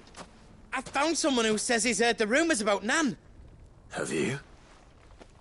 Go on. Tell him what you told me. All right. It's like I said. A wizened old crone by the name of Karen's been selling steel to whoever will pay her price, be they knight or knave. Says the more swords and spears she puts in people's hands, the more war they'll wage. And the more war being waged, the more call for swords and spears. And who will they all turn to keep them in steel? Why, the good Reaper herself. And you've seen this Reaper at work? Aye, it just so happens I have. You'll find her right here plying her trade most days. Here in Dalimil? Where exactly? She has a stall here in the market, but if you're not the patient type, you can probably find her at her storehouse on the edge of town. But it'd be a bolder man than me that braved that particular nest of vipers. Feeling bold, traveler? I hope so, for your sake. Now, if that's all, I have places to be. Sorry to have kept you. You don't think Nan's the Reaper, do you? Not unless she's discovered the secret of how to be in two places at once. Eh? What do you mean? Lady Karen hasn't left the hideaway in weeks. So who has been running this stall he spoke of? Good question. I'll go and have a look. And I'll visit this storehouse on the edge of town. All right, but be careful, Clive. You too, Goots.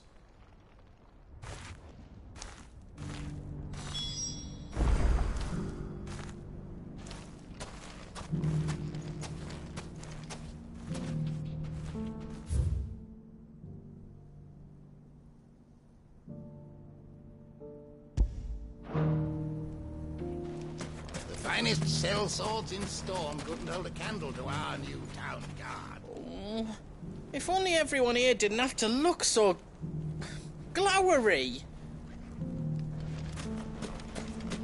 Fuck! The gentlemen of the town guard are a strapping bunch. Perhaps. What a mess. Where do we even start?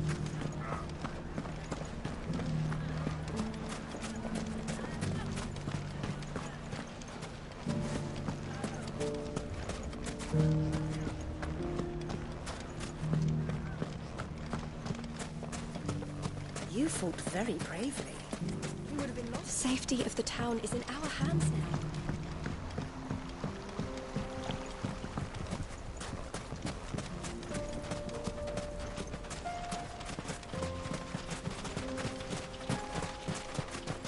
Time to brave the Viper's Nest.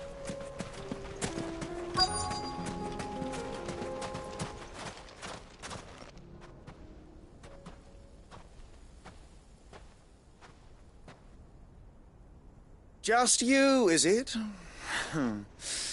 Thought I might have laid it on a bit thick. It was a fairly unconvincing tale. So, what now? That's up to you.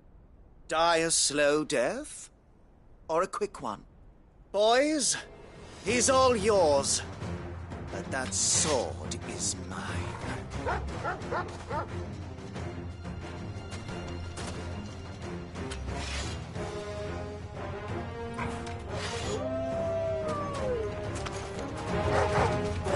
Leave now and we can pretend this didn't happen. Over here!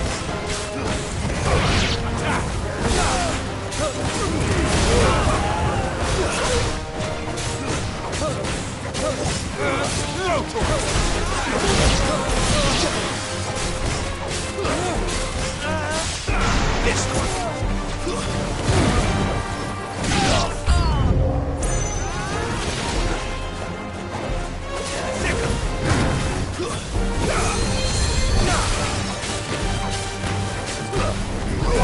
Get him!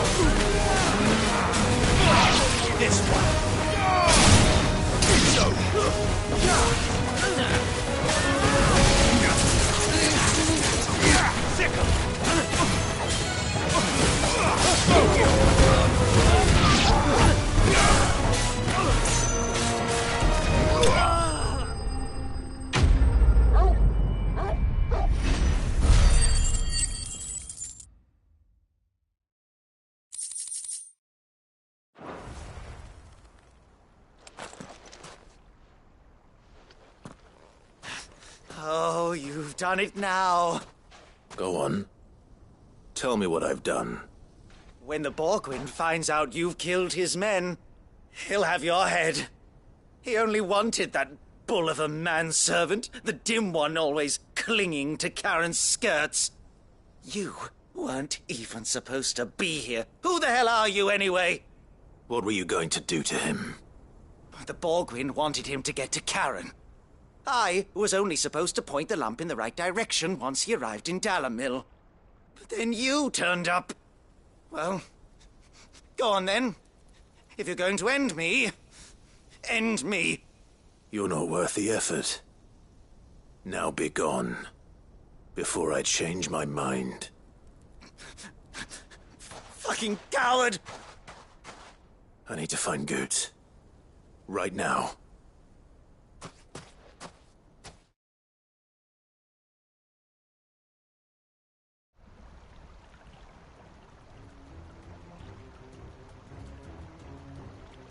Get your filthy paws off me, you naughty-pated lout! Stop calling me names! And stop spreading them horrible lies about Nan! Well, that will be easy enough. For they are not lies. Every last word is true. And she must pay for her crimes in blood. Blood? Goose, are you all right? He's gonna kill Nan! He said she had to pay in blood! After what she did, it is only right. She ruined my life and the lives of countless others.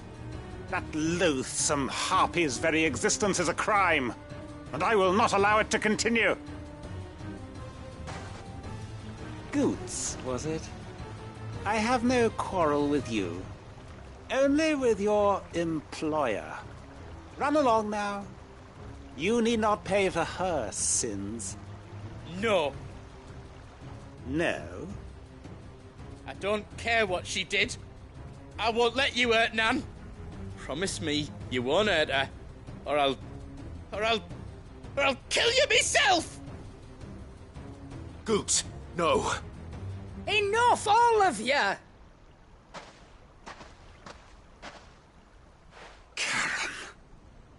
But how did you? You're a sight less clever than you think you are, the pair of you. Did you think I wouldn't notice the two of you slinking off together?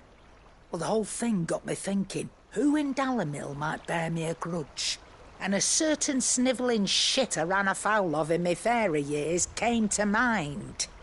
Though it was just Bogan back then, wasn't it?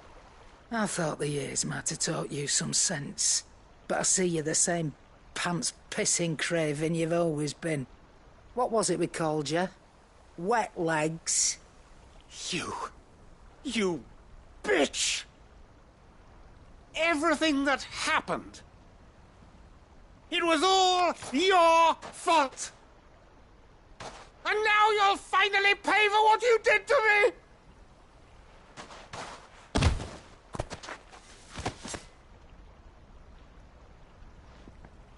Goots, you... If you want a piece of Nan, you'll have to go through me. Fuck! You great galoot. Out of the way, I can handle this myself. So, wet legs, you remember what you told me when we last met? An eye for an eye. Wise words, Sam. Wise words. And now, it's time to collect.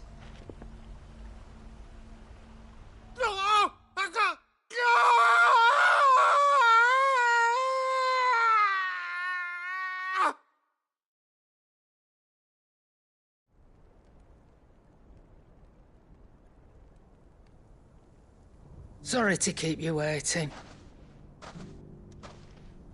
Is he... Dead? No. But I reckon he wishes he was. It ain't easy going through life one eye short of a pair. After all, I should know. You don't mean... Oh, don't tell me you didn't notice. Lost it to old Wet Legs back when we were working the same routes. Said I'd stolen from his strongbox. I'd done nothing of the sort, mind, but that didn't stop him taking his little revenge. So I took some of my own. Sorry, lost everything. His coin, his clients. Always knew he'd be back one day to claim his due. But he crossed a line dragging poor Goots into this. He didn't hurt you, did he? No, Nan. Still got all my arms, see? Legs too. But what if he comes back again? What if he does? First we take the other eye, then we work our way down. He'll learn his lesson soon enough. But something tells me the Wet Legs has learned it already.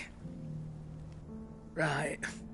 Let's get you back to the hideaway. You've attracted quite enough attention already. Ta-ra, Clive.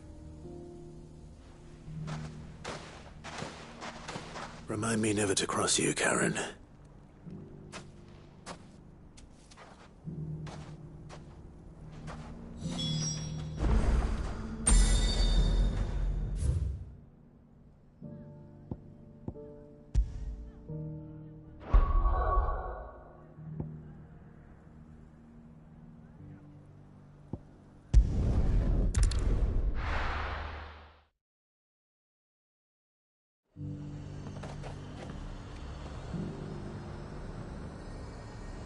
There's a lot of road between here and the capital.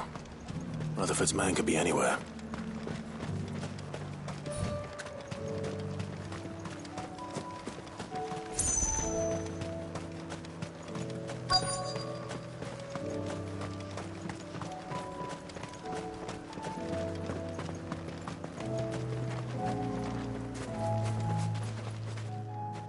What happened here?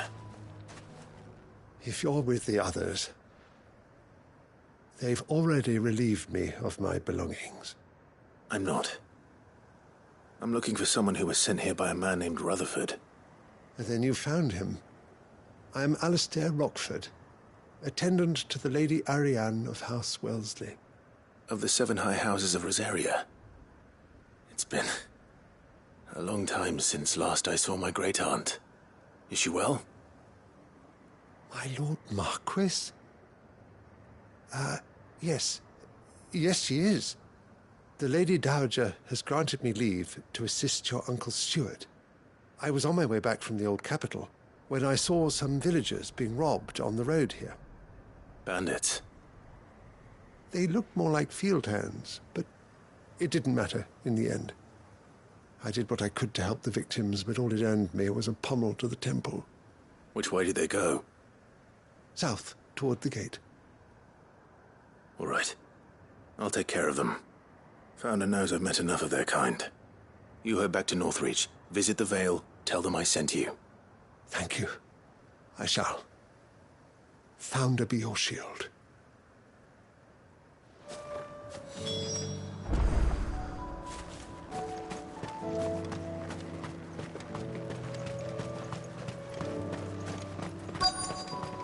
They just couldn't resist, could they?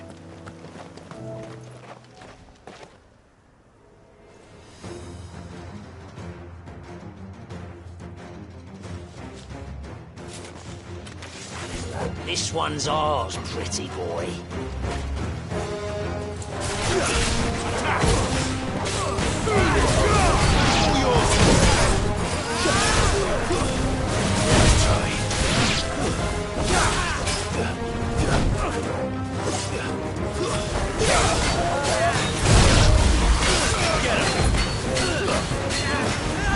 This one.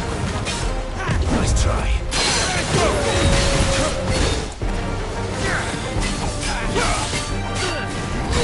Get him.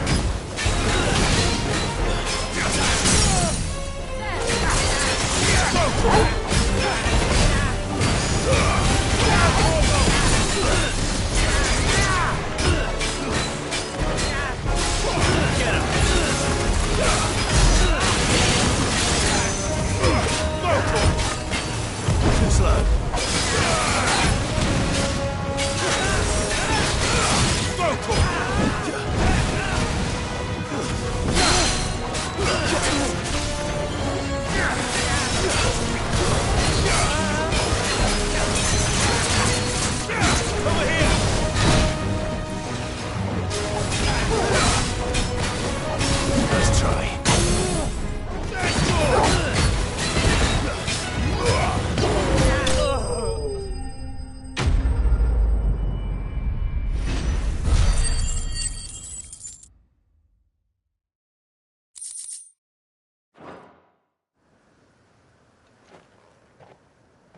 Make for the town while you can. There may be more bandits nearby. You don't need to tell me twice. Many thanks, traveler. This looks to be all of them. I thought I told you to make for the Vale. And stand by as ill might befall the heir to the ducal throne. It's just Clive, and I'm fine. Which is more than can be said for you. I will survive. Strange that the garrison wouldn't intervene in such a brazen attack so close to their gates. The garrison have their hands full inside the city. Some days they don't even send out patrols. There are few hands left to work the fields, and even fewer to transport the grain. The market stalls are nearly bare, and the price for what remains is exorbitant. It's not uncommon to see a fight break out over a crust of bread. When I said the ones who attacked me didn't have the look of bandits, I meant it. They were probably just desperate. Rockford, listen to me. If you are to continue your investigation, you first need to seek the attention of a healer. Of course. I shall return to Northreach right away. But allow me to thank you first. Had you not happened along, Don't thank me. Thank Rutherford. It was he who sent me. I suppose he'll be wondering where I've got to. I shall send a Bastolus as soon as I'm able. Good day.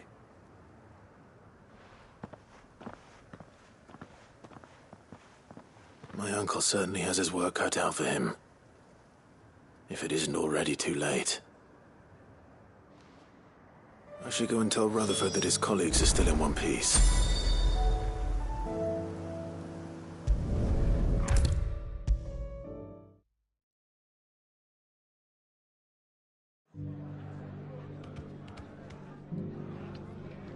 I see you're still here. The Rest's location affords a constant flow of traders, and with it, a constant flow of information. Speaking of which, I received word from both my associates. They have resumed their investigations, thanks to you. I only happened to be in the right place at the right time. They both seem to think the realm's prospects rather grim. I am afraid that grim would be putting it lightly. Storm is in crisis, and if we are to free her, we must work quickly.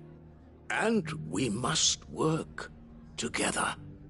Such is your Lord Uncle's wish. As it is mine.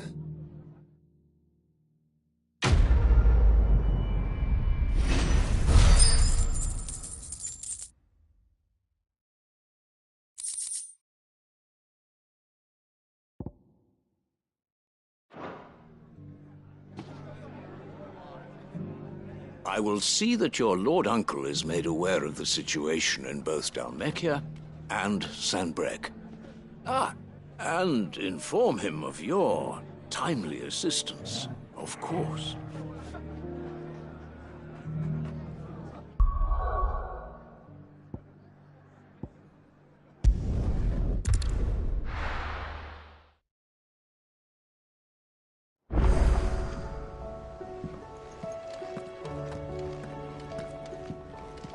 My attendant was with me in the Dominion before I primed. She would have watched the battle unfold and witnessed its outcome. I trust you'll be waiting for me in Tabor, where I can finally introduce you.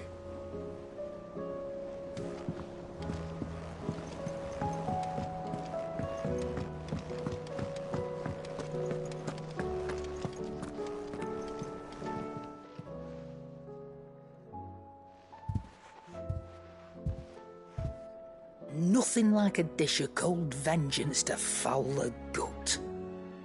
I'm sorry, Nan. I didn't mean to make things worse. I just thought I had to protect you. Like you've protected me. Aye, well, someone had to. Your parents certainly didn't give a whit for your well-being. Reckon the both of us would be worse off if I'd not taken you on. You've always been me right eye, Goots. And I'd have you stay that way. So don't you dare go looking for trouble again. Well, I will. If you ever need help, I'll do it again and again, and you can't stop me. Why, you big lump. Fine. Play the hero if it makes you happy. Thanks, Nan. I won't let you down.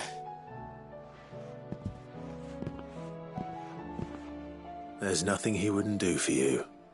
That's as maybe. But if he's ever to make his own way in life, he'll need to start looking out for himself as well.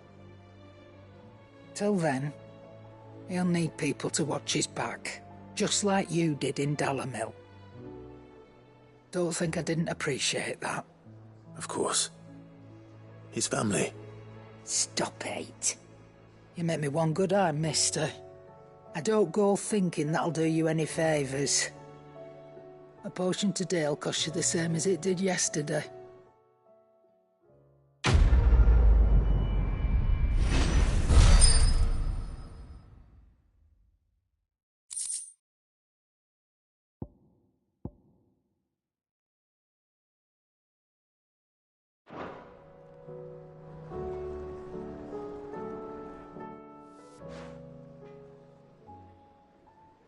Let me tell you a story, Clive. All right. Them rumours Wetlegs were spreading. Might be they weren't just tales plucked out of thin air. You see, there were a time when I weren't too particular about who I sold steel to, so long as they paid me the right price. Some women lust after blood, others after flesh, but me, I were always one for gold. And to satisfy that lust, I sold to opposing armies, stabbed my every client in the back, made myself the most hated woman in the twins. But then one day I met a man who made me a different kind of offer. Said he'd give me access to a realm-wide community of like-minded individuals in constant need of steel and sundries. On the condition I sold to him and his alone. Was that the first time you met Sid? Aye. And I fell right into his damn trap. He was true to his word, so I ended up being true to mine. And I soon started making the best profits I've seen since taking up the trade. And all without aiding or abetting any outlaws. Except Sid himself, that is. Told me about his plan to topple the mother crystals, you know. Said that with them gone, the realm would want for all manner of things. An opportunity for the likes of me to mint gil. Why, I reckon an enterprising individual could find herself the richest dam in the twins. And that's when he had me. I emptied my stores that day and moved into the hideaway proper. And the rest, as they say, is ancient bloody history. A dozen years on, and I'm still not the richest dam. Not for lack of trying, mind. But I can say that I have never been happier. You've all shown me there are some things more precious than gil. That there are.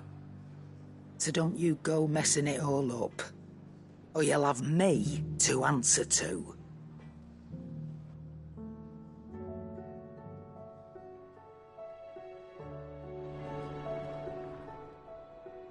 Clive. That grey lump.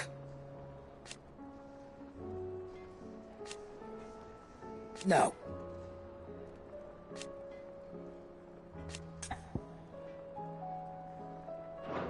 Come back soon. And I mean that.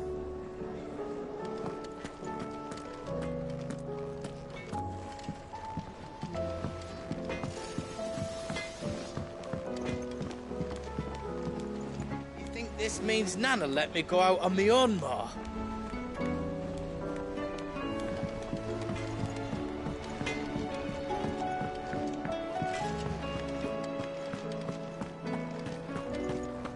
Seems the hideaway has lost its appetite. So, did you have that word with Tomes then? I did, and he was as helpful as ever. He told me exactly where to look, in fact.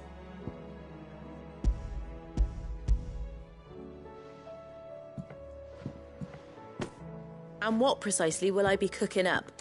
Or is it better not to know? Blueback wyvern liver. And, a herb known as Saint's Bonnet. Ah, wyvern livers, was it? Well, at least it weren't actual worms, I suppose. Now then, you stay right where you are, I've got some cooking to do. Let's hope these grand old chefs of yore knew what they were on about.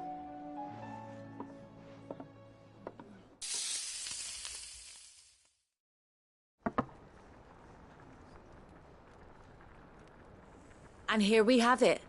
Fried mortress of skyworm. Ivan's offered to make sure it's fit for consumption. Well, I say offered. He as good as begged. And rightly so. Is there any higher honour than partaking in a slice of culinary history?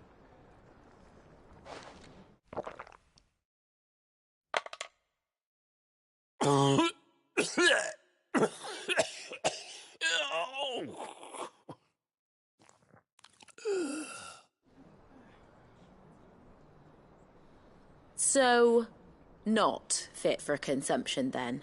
What witchery is this? The crackle of the crust gives way to an almost violent richness. Yet it is the piquant kiss of the saint's bonnet that tames this savage dish. It is a tour de force, a force of nature even, a maelstrom of flavour and sensation, a graceful beast emerging from centuries of slumber. I think he likes it. Well, I can't quite tell with all that nonsense he's talking. But I reckon you might be right. It was decent then, I take it. Decent? It's remarkable. And I defy any man to say a word to the contrary. Sid, might I suggest that you command a party of your finest men and women to procure a dozen blueback wyverns forthwith? I'll give it some thought.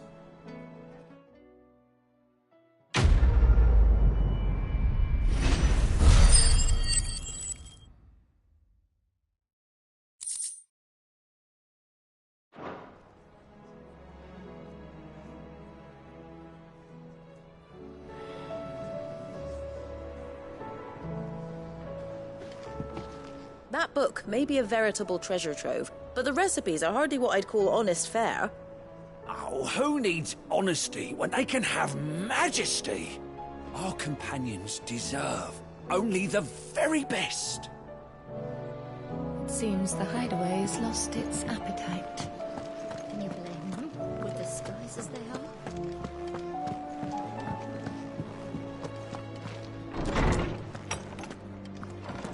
Is a storm coming, Sid? Will there be thunder? Knowledge hoarded is knowledge lost. Thank you for indulging an old man.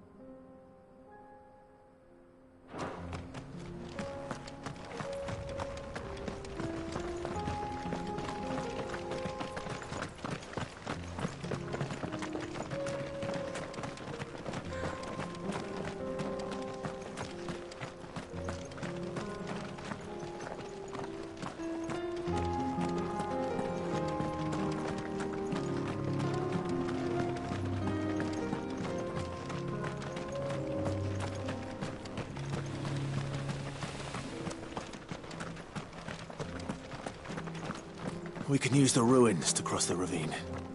Assuming they would allow it. The echoes have a will of their own.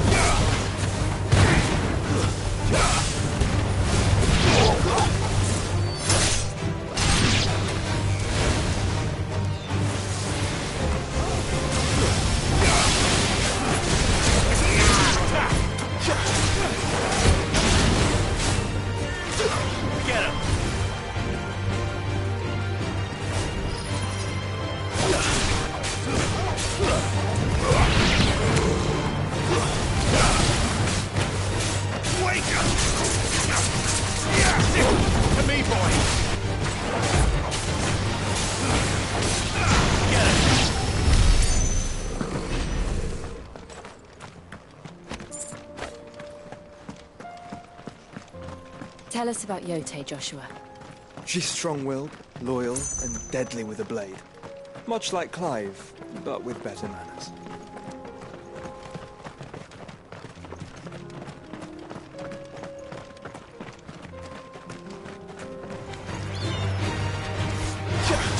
This one.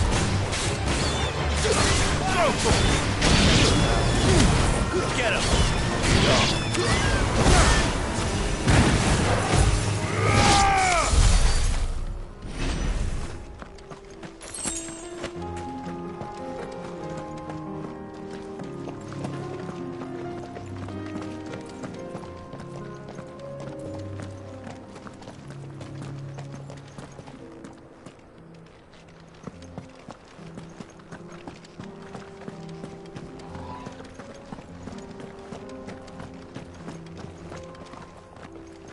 I do.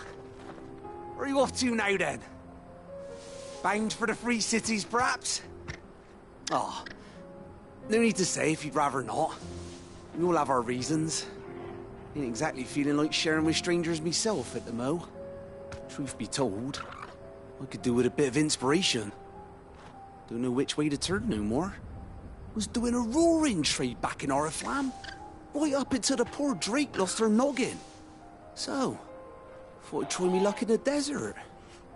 And the Fang went the same way. And don't get me started on the mess in the bloomin' Dominion. Suppose I could try Canberra next. But knowing my luck, the old place be crawling with the works before I'd even sat out me stall. But as I always say, where there's crisis, there's opportunity. The opportunity to mint Gil, that is. So, where to next? Is there any money to be made in Ash? Do orcs even carry Gil?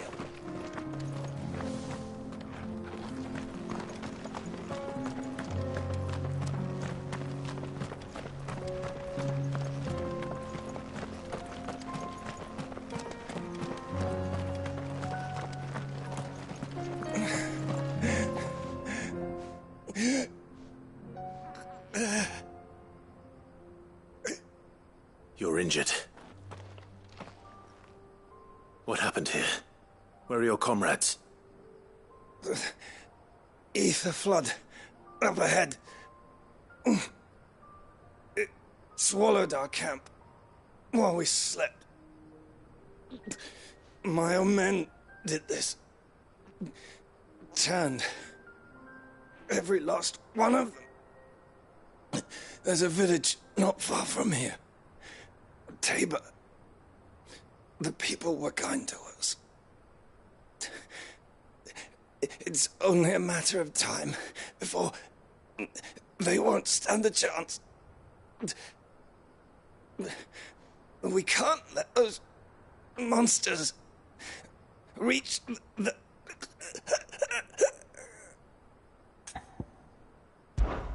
I'll go. You catch your breath. Thank you. Our encampment is up ahead. Just off the track. They must not reach Tabor. Forgive me, Lord Kuka. Rest well, soldier.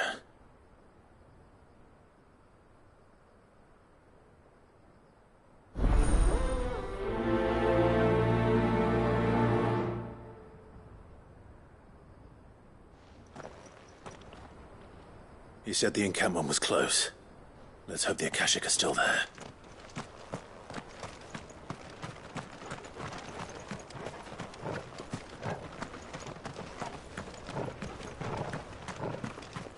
Another ether flood.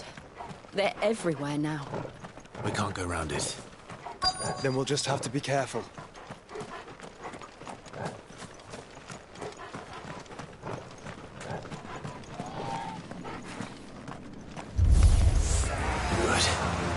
I got here in time.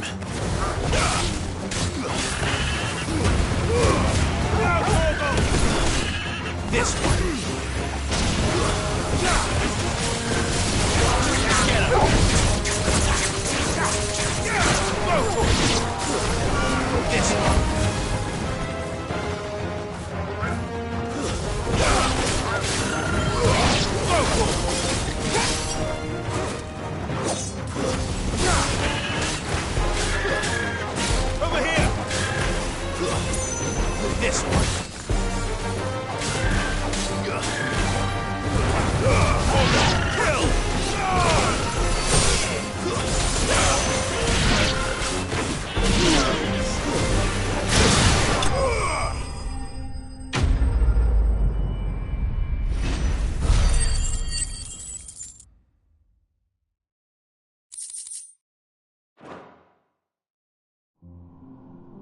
Someone there!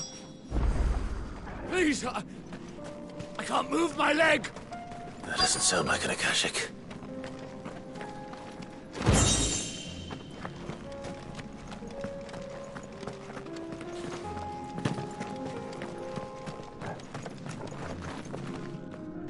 You're with the battalion?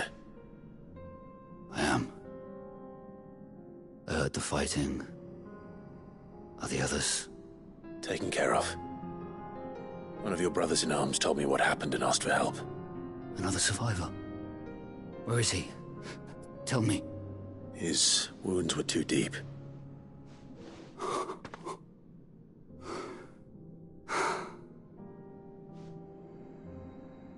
He was right to send you. Those things you slew are no longer my brothers. Tabor is safe thanks to you. Here, you've earned it.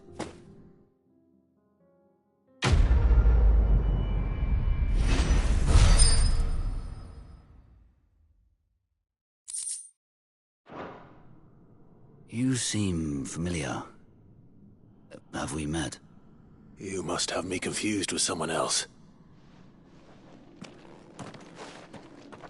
Wait. That scar. Son of a whore. You're Sid. I was there in Cosnes when you killed my brothers. I was there in Rosalith when you killed my commander. My war with Hugo Kupka is over. I bear no ill will toward those who followed him. And what of my ill will? Coward! Draw your steel. Lord Kupka shall be avenged!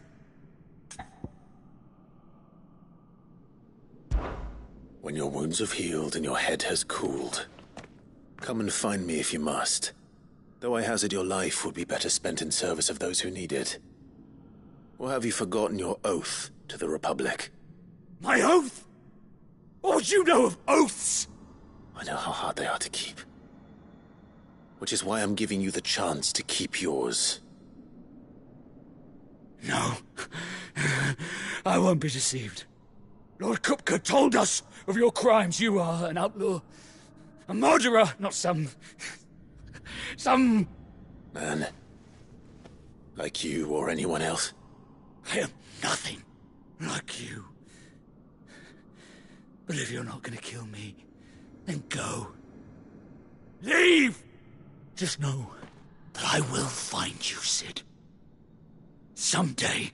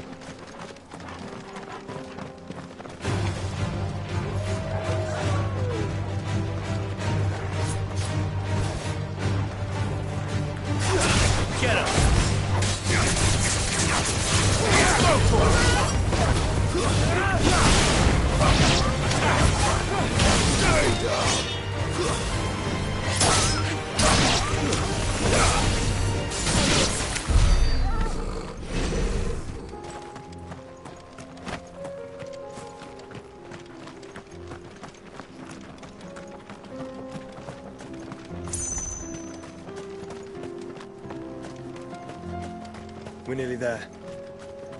Have you been to Tabor before? There are a few places I haven't.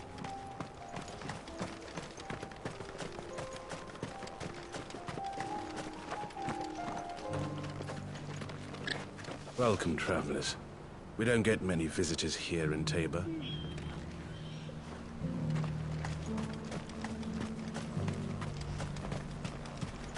Where now, Joshua? There is a residence just inside the city gates.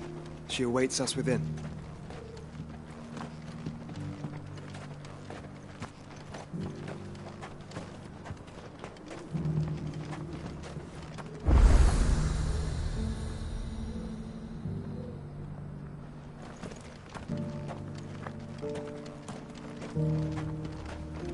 What brings you to our humble village, young man? If it's our artisans you're here to see, then please. But do try not to interrupt their work.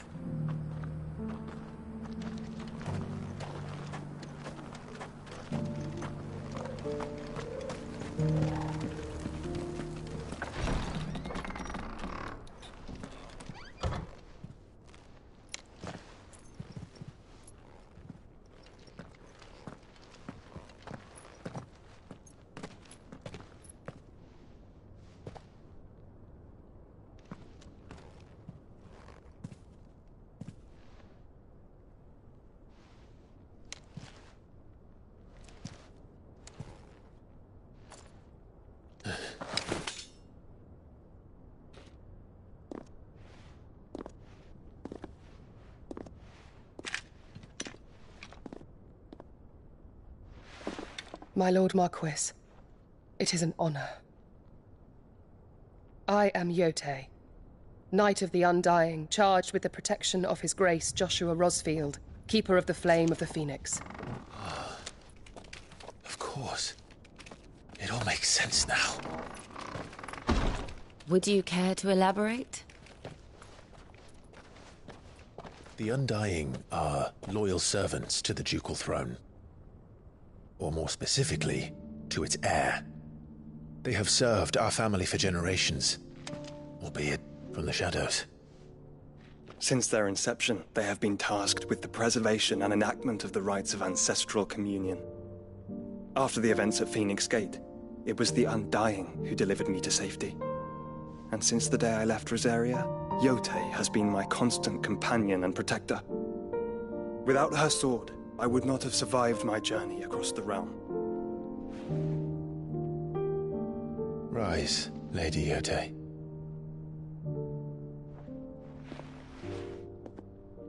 You saved my brother. I owe you a debt I can never repay. I but did my duty. Come now. Tell us what you've discovered. Your Grace. It is as you feared. The vessel we spied off the coast of the Crystalline Dominion on the night of her fall. It was the Einherjar. Beyond any doubt. The Black Galleon. Joshua, the Einherjar is the Royalists' flagship. What business would they have in the Dominion? Upon learning of Waloed's involvement in recent events at Drake's Fang, I sensed the malign influence of Ultima, and bid Yote and the Undying look into the matter. We have reason to believe that the Black Galleon weighed anchor shortly after the fighting began, and set a course due south. For Canva. Then it is Waloed Knights who besiege the cities. What is left of them, yes. And the Black Galleon sails at but one man's behest. Barnabas Tharm.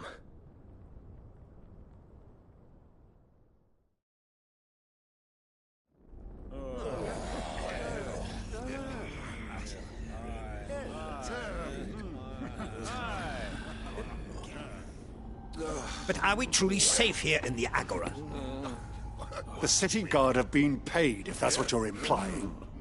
All the more reason for them to run.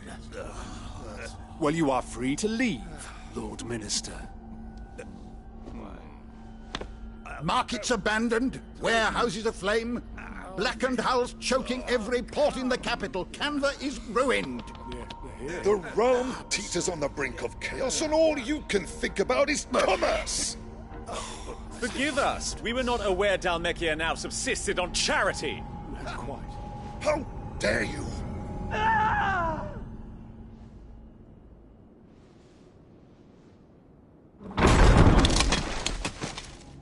Distinguished members of the Council, you must forgive His Majesty this intrusion.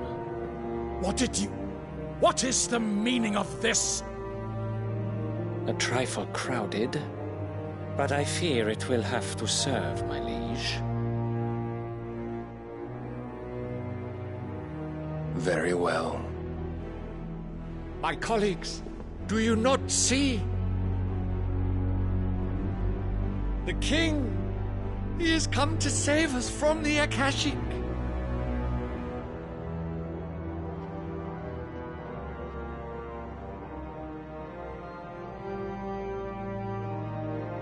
He is a gift from the heavens, divine intervention, our very salvation.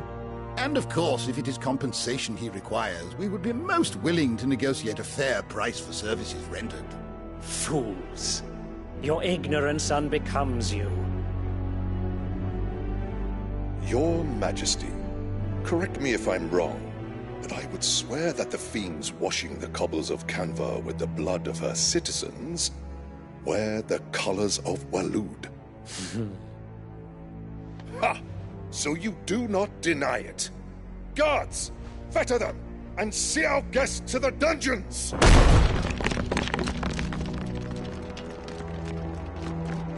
Enough.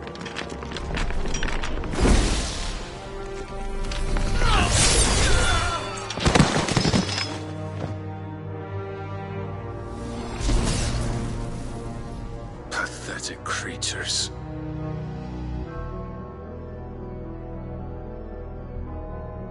That you should imagine yourselves worthy of salvation. The girl is still here, somewhere in the city, her consciousness fair dripping with her late father's hubris. A consciousness to which Mythos is inextricably bound and inexorably drawn. See that he is made welcome. Yes, Your Majesty. Come, Mythos. Surely the prince's light cannot have sated you.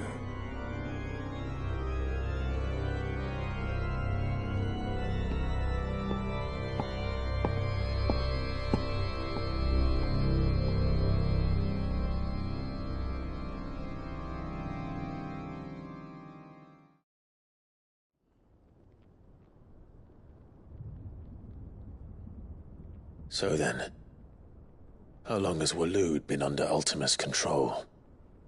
How long indeed? Based on what we know of Barnabas's actions, I would guess some few years, mayhap more. But to what end? What does Ultima want? The tapestry. Show them.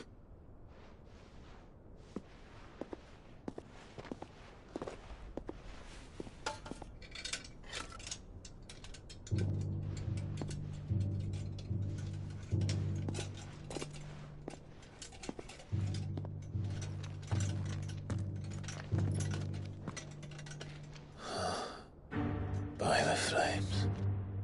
Phoenix Gate, Drake's Breath, and now here. But what is it? It is old, ancient, even. Naught remains of the faith it represents, save what can be gleaned from the image itself. None could tell me what the one in the apothecary meant, even the Undying. But I believe it may be the key to discerning Ultima's purpose. That figure in the center, the one beneath whom the icons congregate, that I believe to be Ultima. He is a god, or at least godlike, his very existence beyond our ken.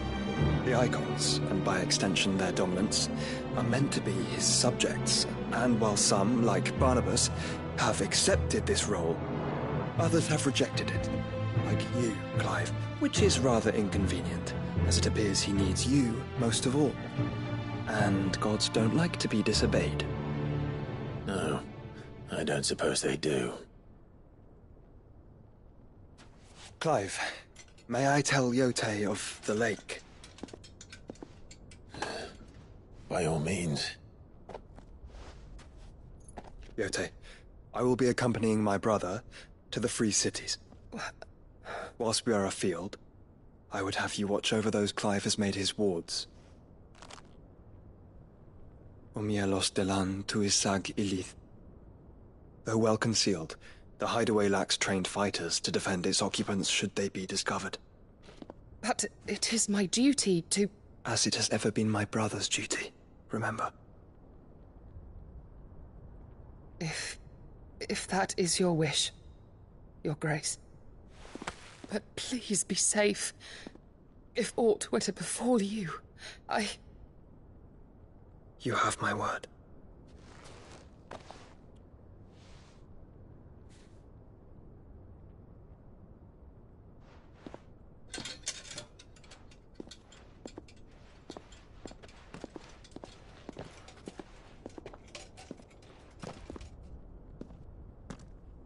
Farewell, my lord, my lady.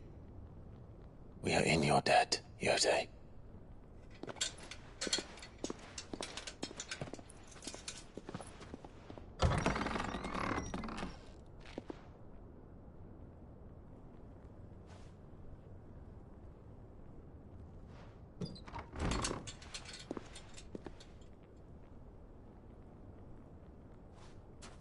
Let's find our friends.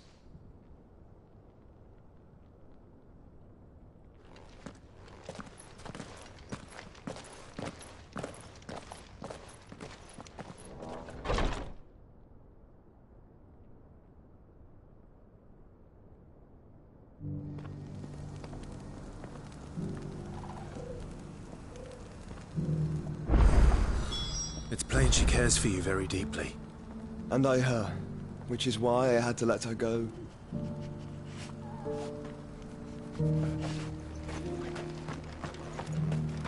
Opportunity beckons. Who among you is bold enough to heed her call?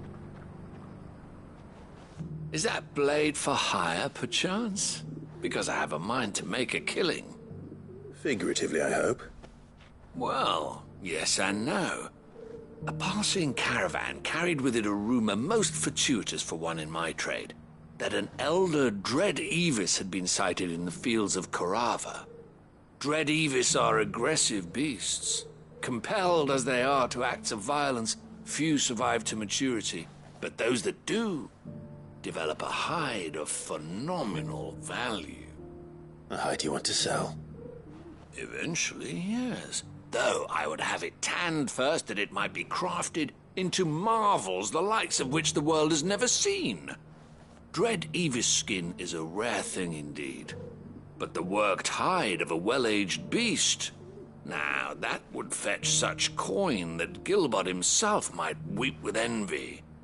Bring me that beast's skin, and I will share with you the bounty of our combined labors. All right. I'll hunt your Evis. Of course you will. When one lives in such troubled times, it is a fool who lets opportunity slip his grasp. Leave Tabor through the east gate, but take the path that branches west. Once you reach the checkpoint at Tovany, you are a mere stone's throw from the fields of Korava. I eagerly await your safe, and above all, triumphant return.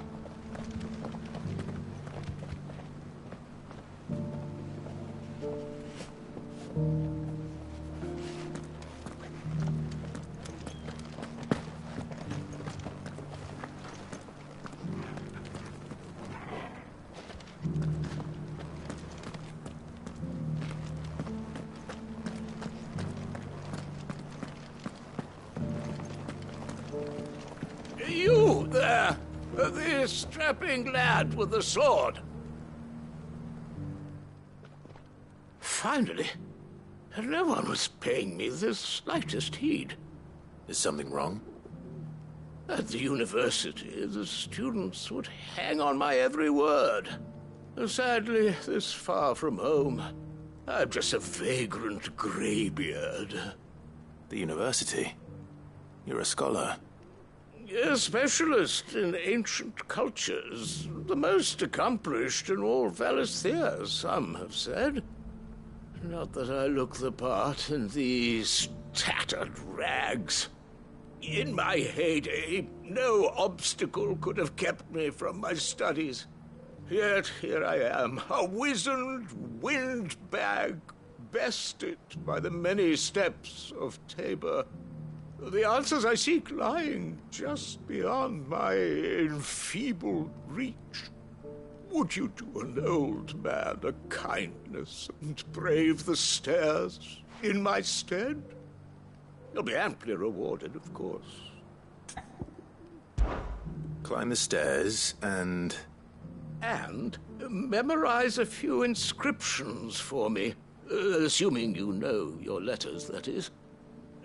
Some courteous soul is rumored to have carved clues to Tabor's rich history into stones dotted about the village. 3 of them, to be precise. 1 each to the north, south, and east. I'm here in the hope that those carvings might shed light on a riddle I've been pondering for some time. Namely, the otherwise undocumented origins of Tabor's unique people. People quite unlike those of neighboring lands. I can't promise I'll remember everything perfectly. Remember what you can. I'll piece together the rest. Make for the domed pavilions, and you'll have no trouble finding the stones.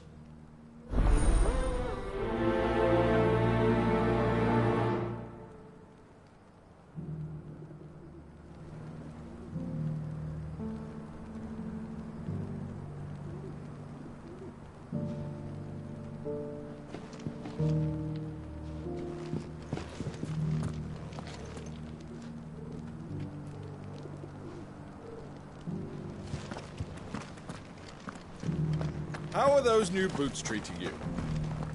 They're fantastic. Soft as phoenix down, but tough as boiled bone. That Cyril fella's an odd fish, don't you think? Well, scholarly sorts like him always are, aren't they?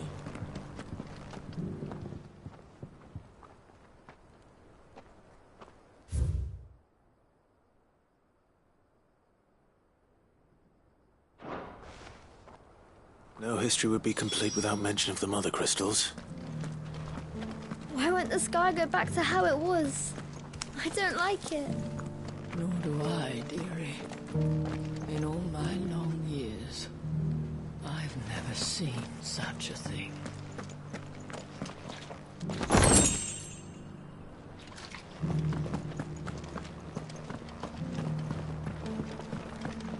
So it's these stones to Canva, and the rest of the boxes to Dalamar.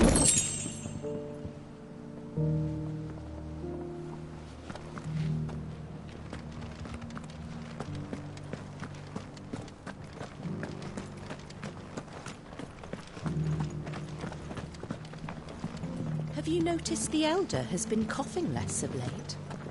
Yes.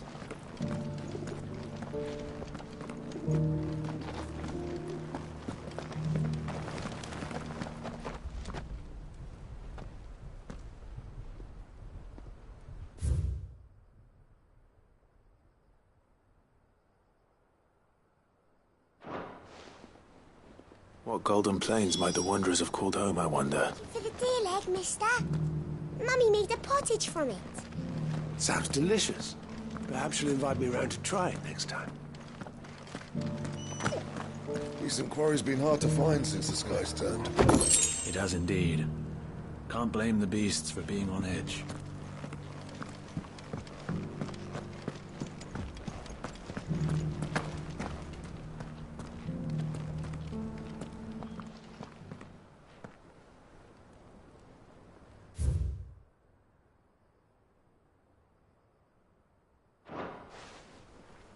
Farmers must have settled here in Tabor. I should speak to the old scholar before I forget everything I've read.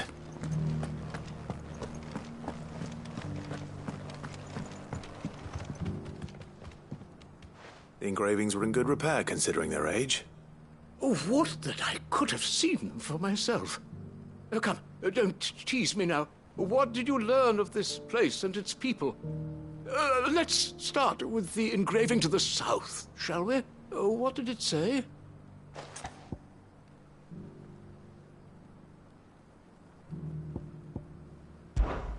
The great, good Mughal guardians. That's definitely not right. Take all the time you need. Guardians of the Crystal, the first stones of Tabor, sacred hold thy noble blood, till ends the mother's labor. I'm pretty sure that was it. Fascinating. It would seem the founders of this city were descendants of those fallen charged with protecting the mother crystals. But whatever could have driven the Guardians so far from their sacred charges, I wonder? The engraving to the north is next, I think.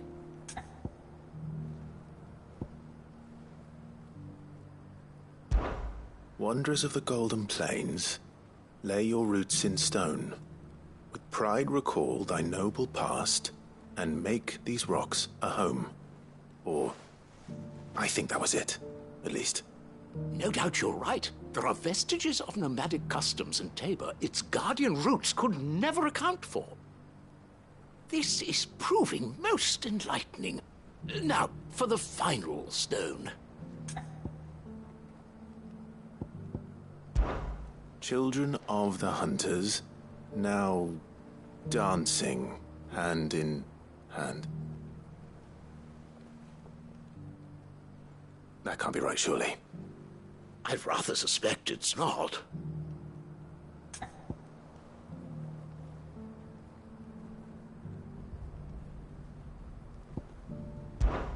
Children of the Hunters, now tillers of the land.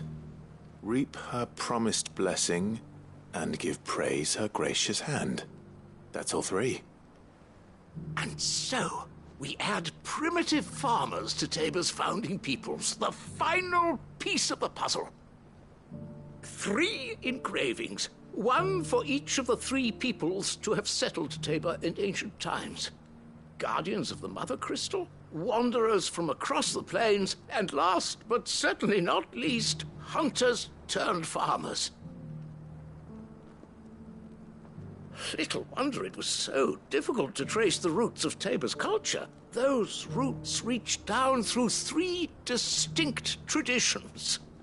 Nonetheless, one cannot help but wonder why this fact is not better known among scholars, given that the stones stand here for all to see. Too many stairs, perhaps. Ha! Too many by far. Here, and thank you.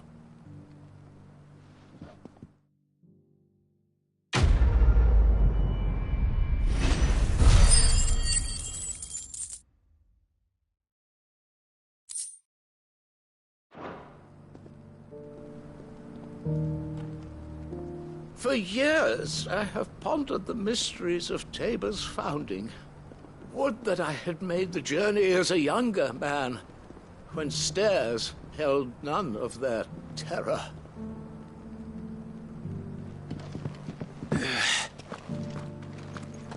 How are those new boots treating you? They're fantastic. Soft as phoenix down, but tough as boiled bow.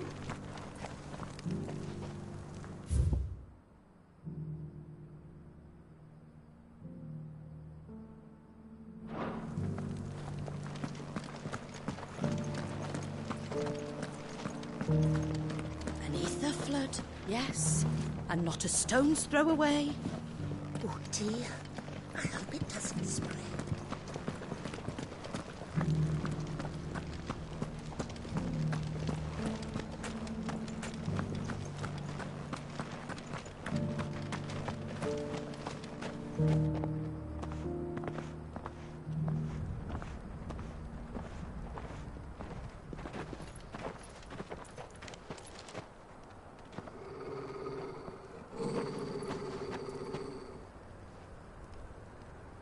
Cyril. How fares the search? Well, Your Grace, my report shall be with you ere long. Ah, yes. Yotei is otherwise engaged, at my behest. And the duty of wardenship? Fulfilled. For as you see, I've been reunited with my first shield. I am Cyril, Knight of the Undying and bearer of the Burning Quill, charged with chronicling the mortal deeds of His Grace, Joshua Rosfield, Keeper of the Flame of the Phoenix, and rightful Archduke of Rosaria. I entrusted Cyril here with overseeing the investigation into Ultima's origins. Findings from his brothers and sisters afield are delivered here to be collated and catalogued. Just how many Undying are there? Not nearly enough, milady. Yet we are glad to give our all in service to the Phoenix.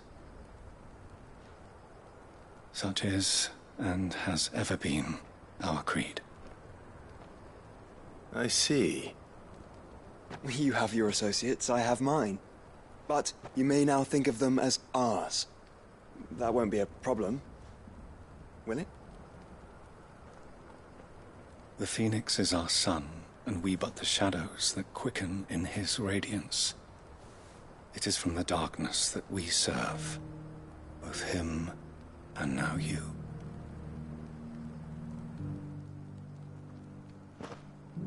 Pray accept this token.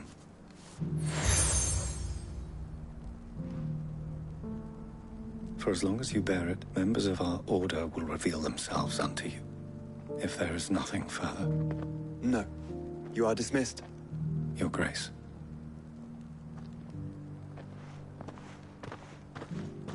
To Canva, then. We'll talk about this later. Cyril seemed very, You certainly keep strange bedfellows, Joshua.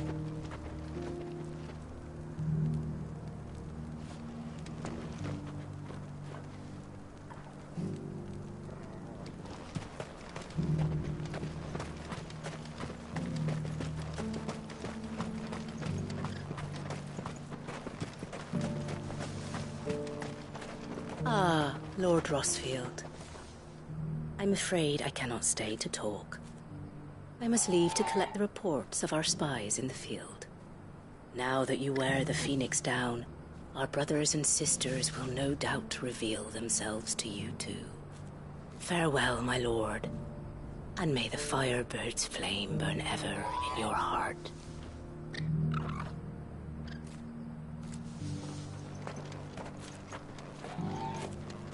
The free city's under siege. Who'd have thought it? Master Cyril, luckily.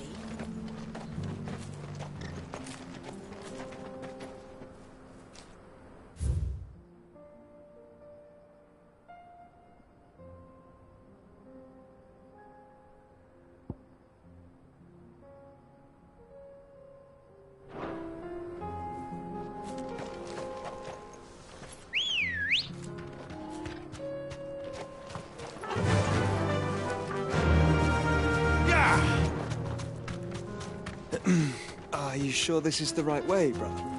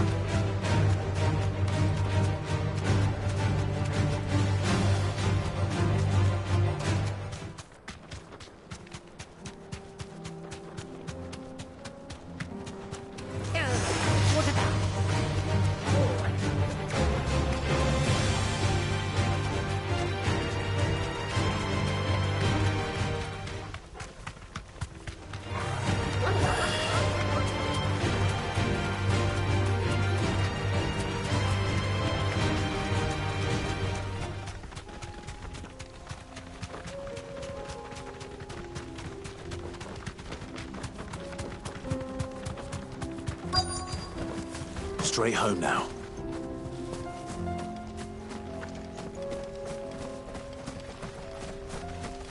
Company. Old he may be. So it looks like there's still plenty of fight in him yet.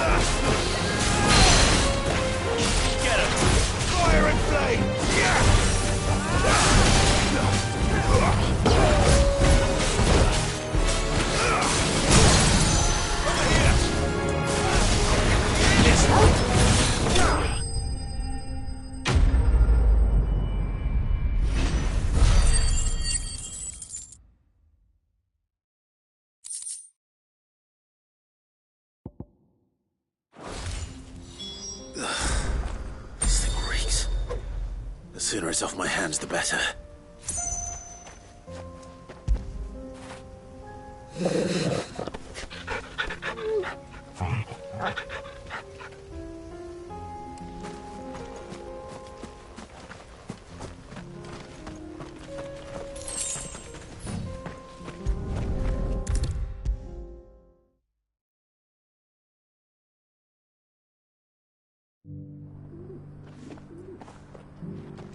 Here's your hide, as requested. I worried you might never return. Quickly, let me see it.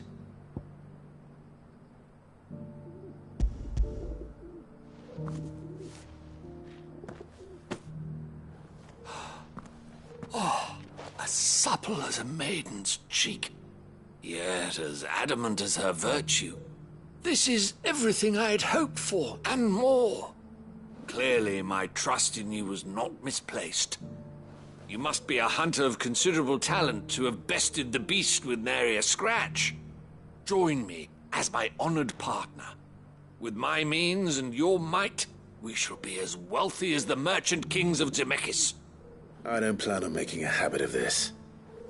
I'm busy enough as it is. Very well. Though I believe fate had a hand in our meeting, it would be unbecoming of me to beg. Do not allow me to keep you from being about your business. Here, for the hide.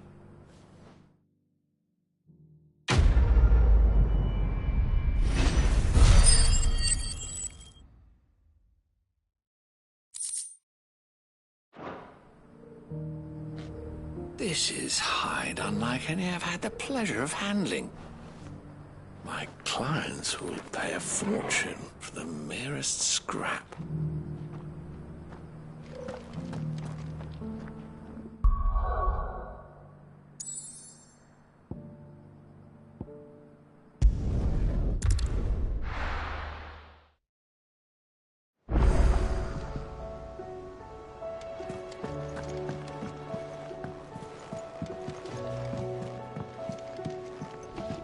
Were it not for the Undying's aid, I would be long dead. Grant them your trust, and they will repay you with their loyalty.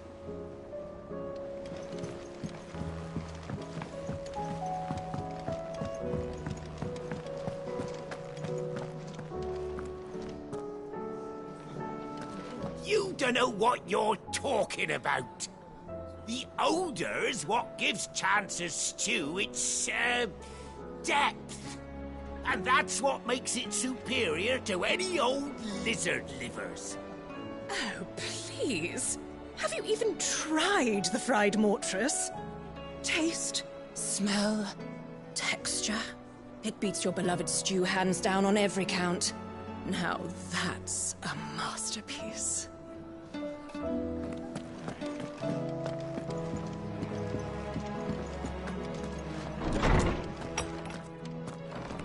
Is a storm coming, Sid? Will there be thunder? Knowledge hoarded is knowledge lost. I have a few new notes that might interest you.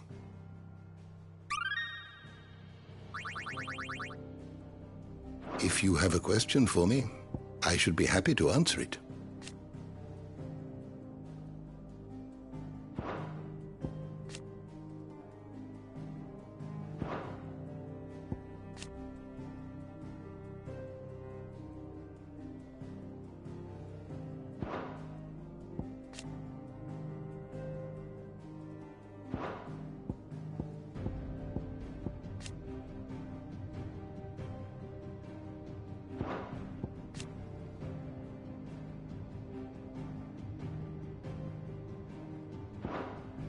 Did you learn everything you needed?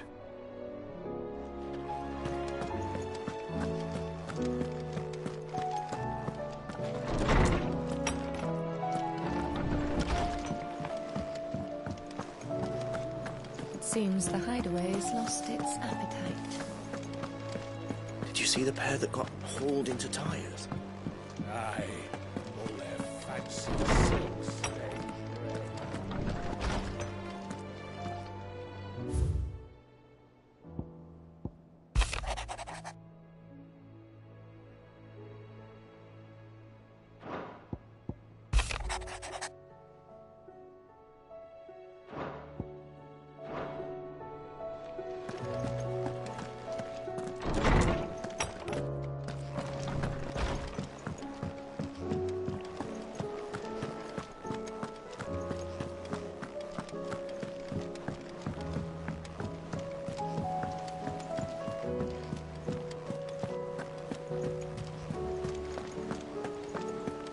Did you see that?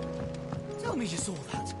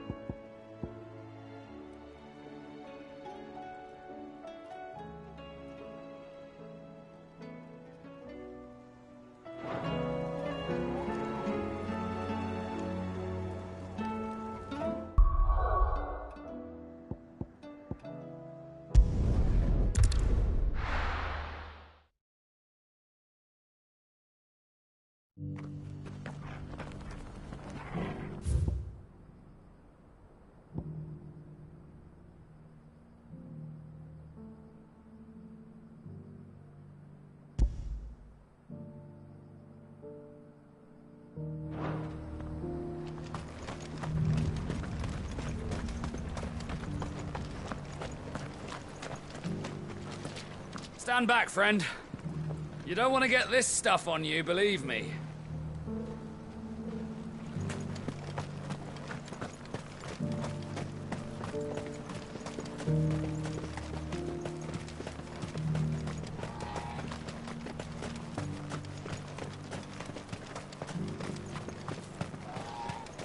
The free cities under siege?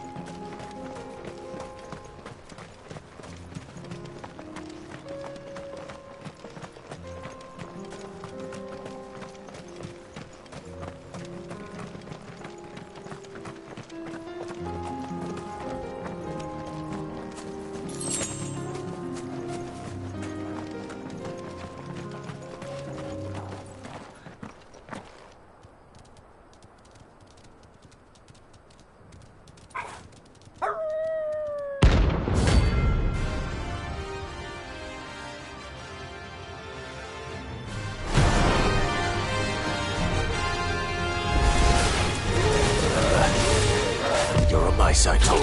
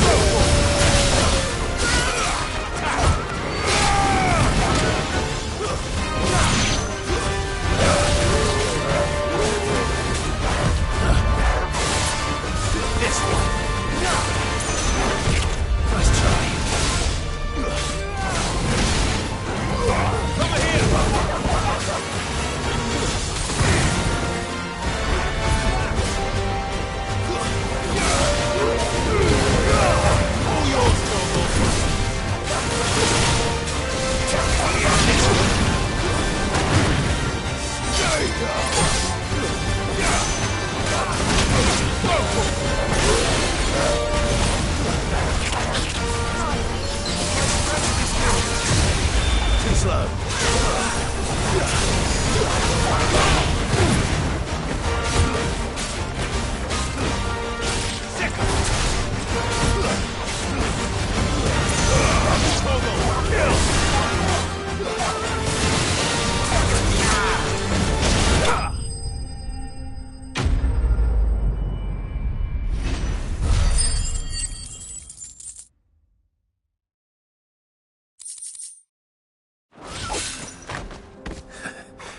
Shouldn't have messed with the leader of the pack, eh, boy?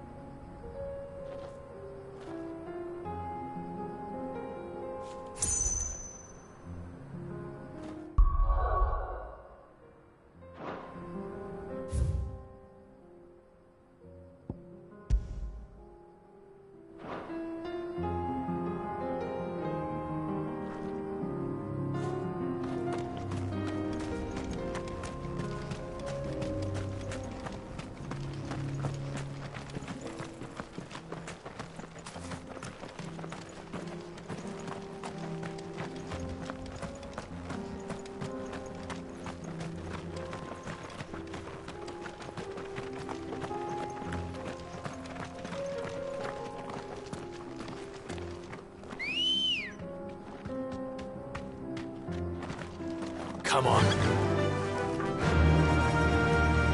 Yeah!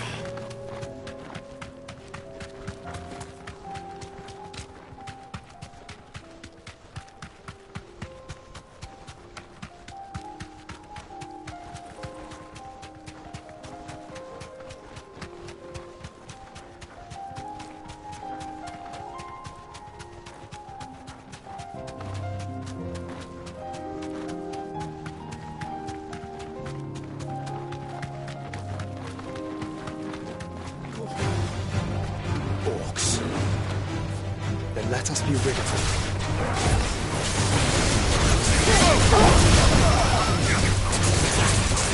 Get him!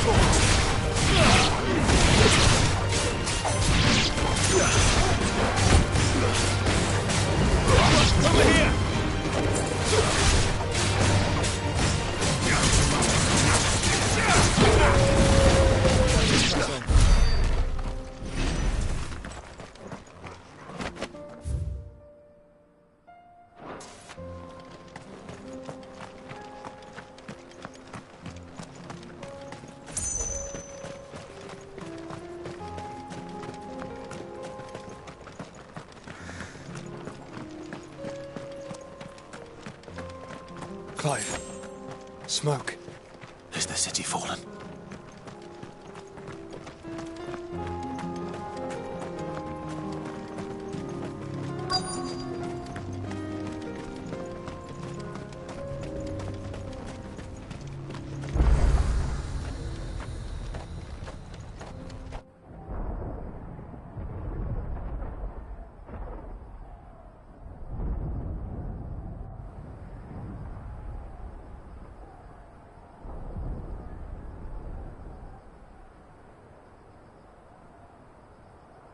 The free men are still holding their own, then. Do we have any idea where Gav and the others might be? There's a warehouse near the docks where we agreed to meet if there was any trouble. We should hurry.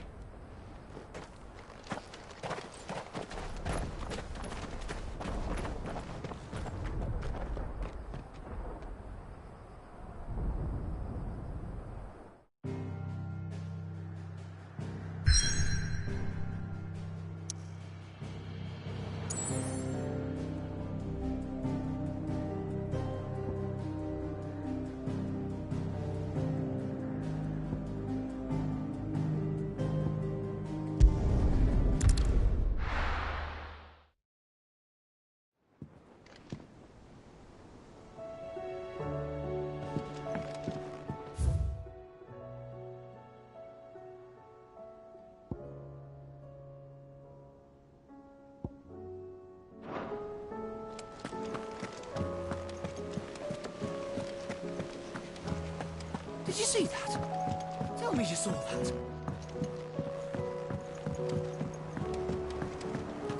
I pity those in the villages. How are you doing? Here you go.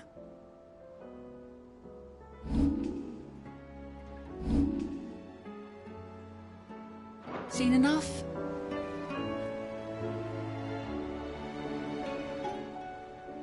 Fancy a look at the list, do you? Here you go.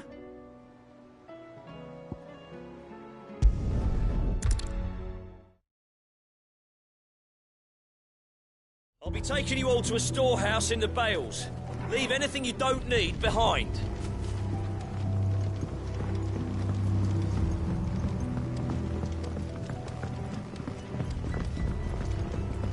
You know what you have to do. I won't let you down. Clive, I fear that I must bid you farewell. As you know, our time grows short. The Lord Chief Justice's vultures are circling. We must strike now.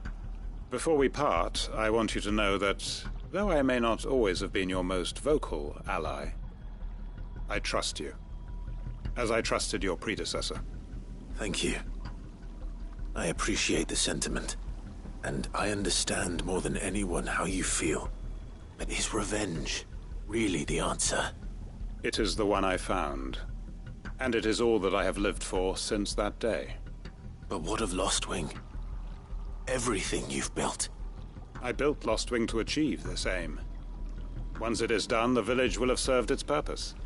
My comrades and I are sure of our cause, and we shall fight to the last, come what may. But there are those among us who cannot fight.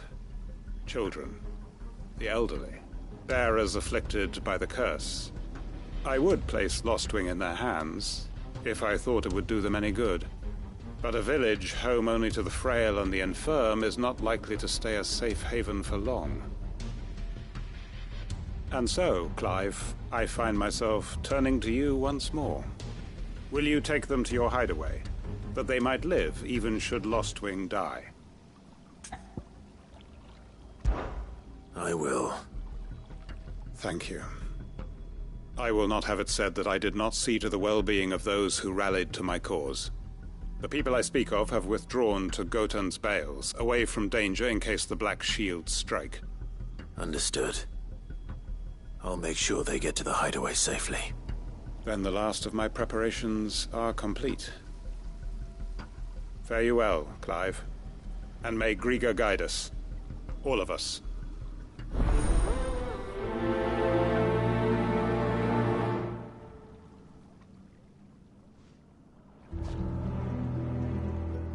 Those who cannot join us in the coming fight are gathered at Gotan's Bales.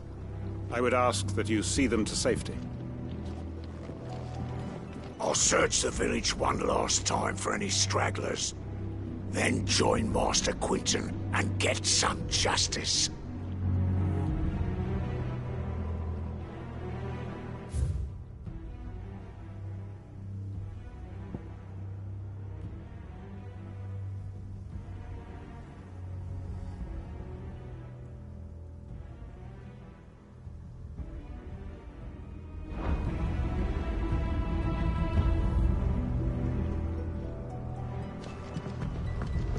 Come then, brother. We are awaited in Gotan's bales.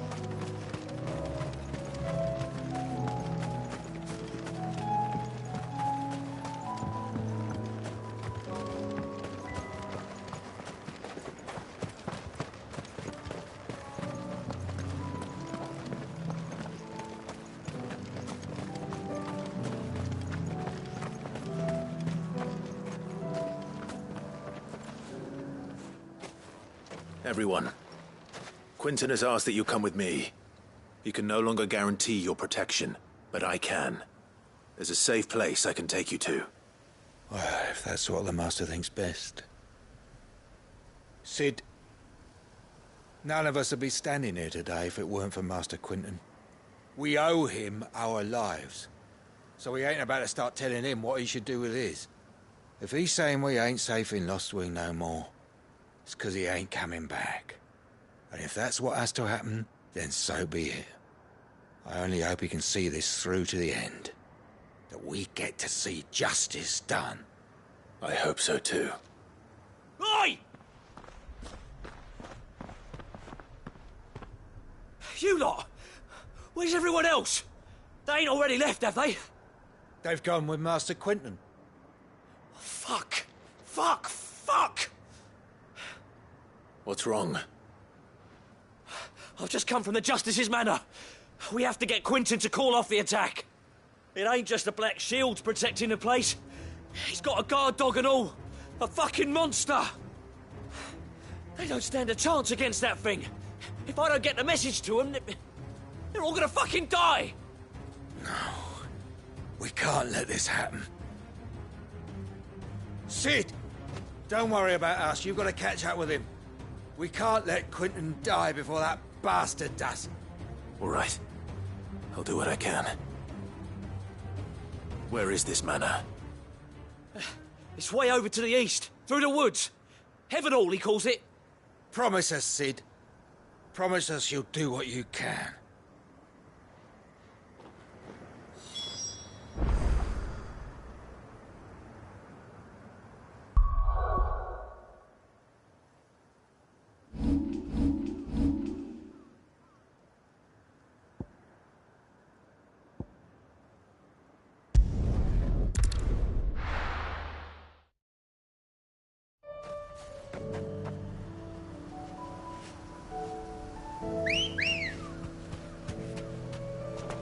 Good girl. Faster!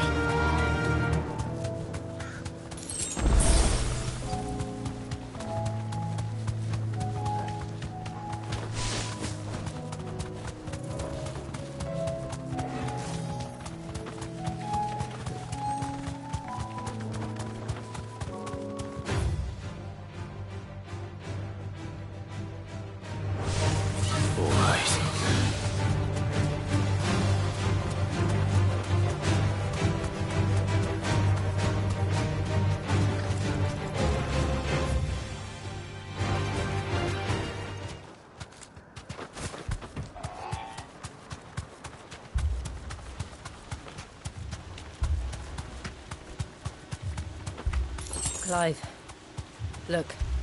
No. Don't tell me we're too late.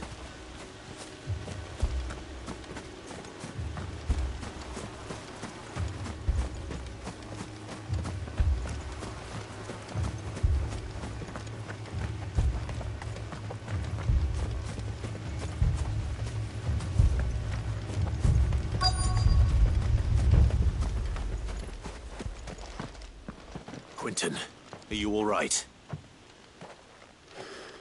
No. But I am alive. Which is more than I can say for my comrades. They followed me without question all the way here. And they died. For nothing.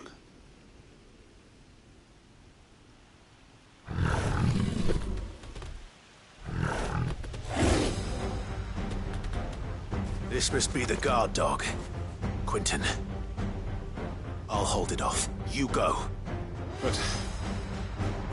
your comrades didn't die for nothing. They died for you. Don't let their sacrifice be in vain. I won't. Come on, then. That is no mere guard dog. No. It's a rabid beast that needs to be put down.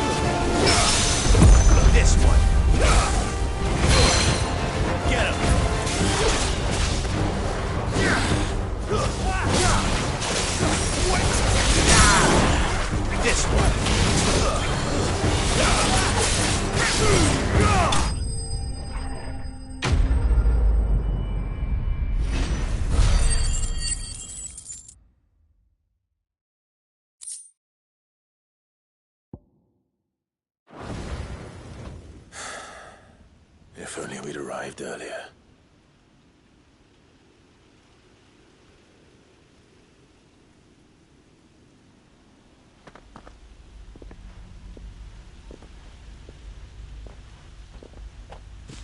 Is it over? It is. He wept and begged for mercy. And I cut him from ear to ear. Just as I dreamed of doing all these years. All my plans. Building a haven in Lostwing. Freeing bearers from their chains and recruiting them to my cause. It was all for this. But what is this? Justice? My faithful comrades. All those lives lost. So that I might take another. Quentin. Master Quentin! Oh, thank Grieger you're safe. You're alive. And so are you. I'm so sorry. I tried to warn you about that thing. And I hate to say it, but there's more bad news. It's Lostwing. It's been flooded. What?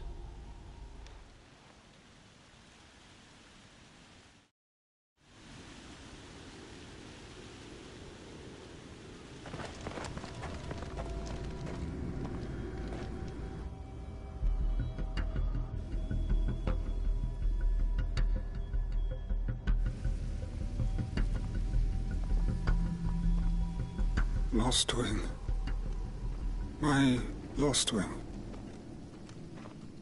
And look who's here. They must have stolen in after we left, just before the flood struck. What if there are still people in there? Don't be a fool!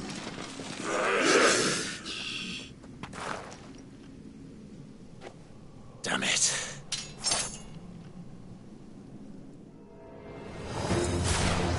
It's not going to last long in there. Then we finish this quickly.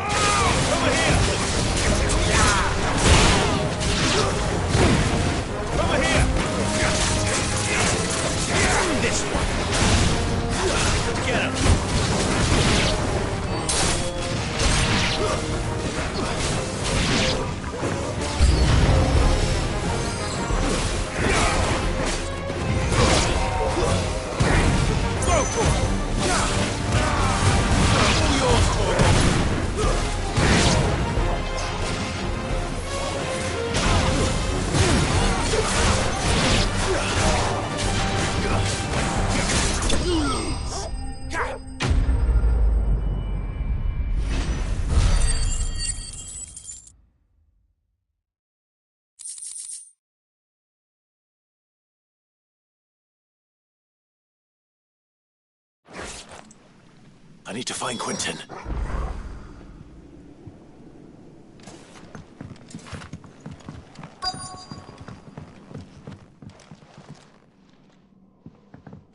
Quentin!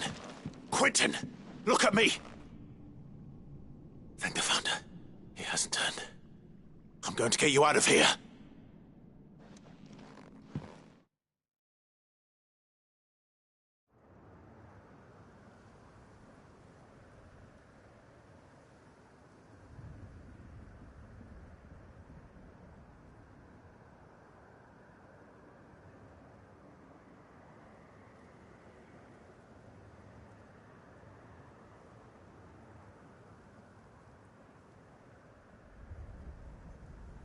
Welcome back to the land of the living. Is Lostwing? The flood has filled the valley. I see. Then all is at an end. A strange way to achieve one's life's ambition. No, Master Quentin. Save your strength. Why?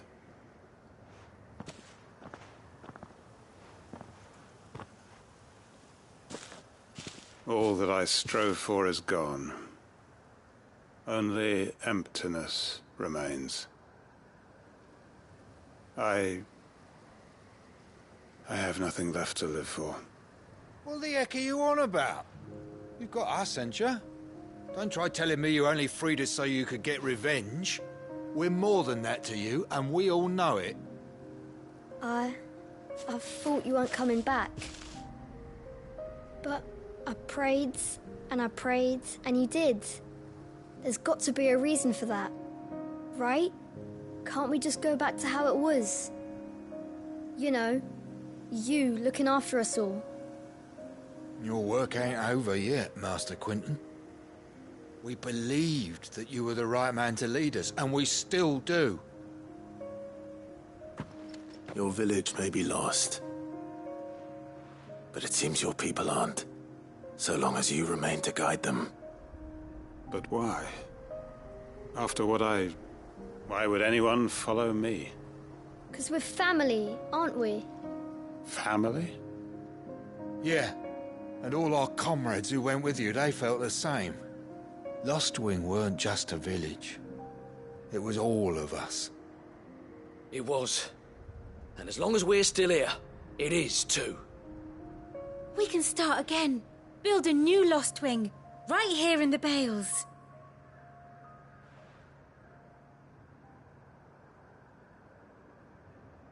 A fresh start. One life ends, and another begins. Why just a village? We could build towns. A nation, even. What's to stop us? That's the Master Quentin we know. Please. I am nobody's master. Quentin will suffice. After all, we are family.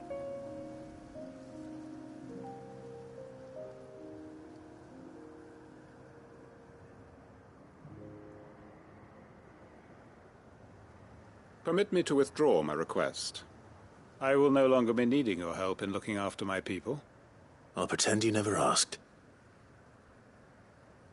But you must be rewarded for your efforts on our behalf. You saved my life twice over. And more besides. A bottle or two of your finest red will suffice. Of course. Nothing but the best. And I have a feeling that this year's vintage will be the finest yet. If you don't mind waiting, that is. I look forward to it.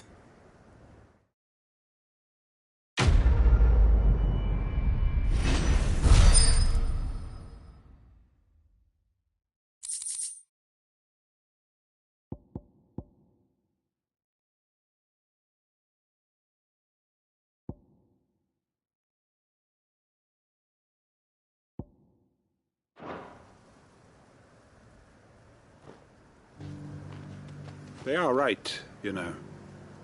Lostwing can be rebuilt. It was more than a mere village. More than a staging ground for revenge. It was a vision of how life might be, of how we who have suffered can come to find family again.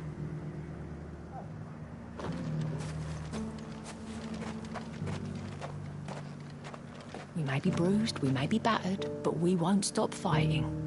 Master Quentin needs us now more than ever.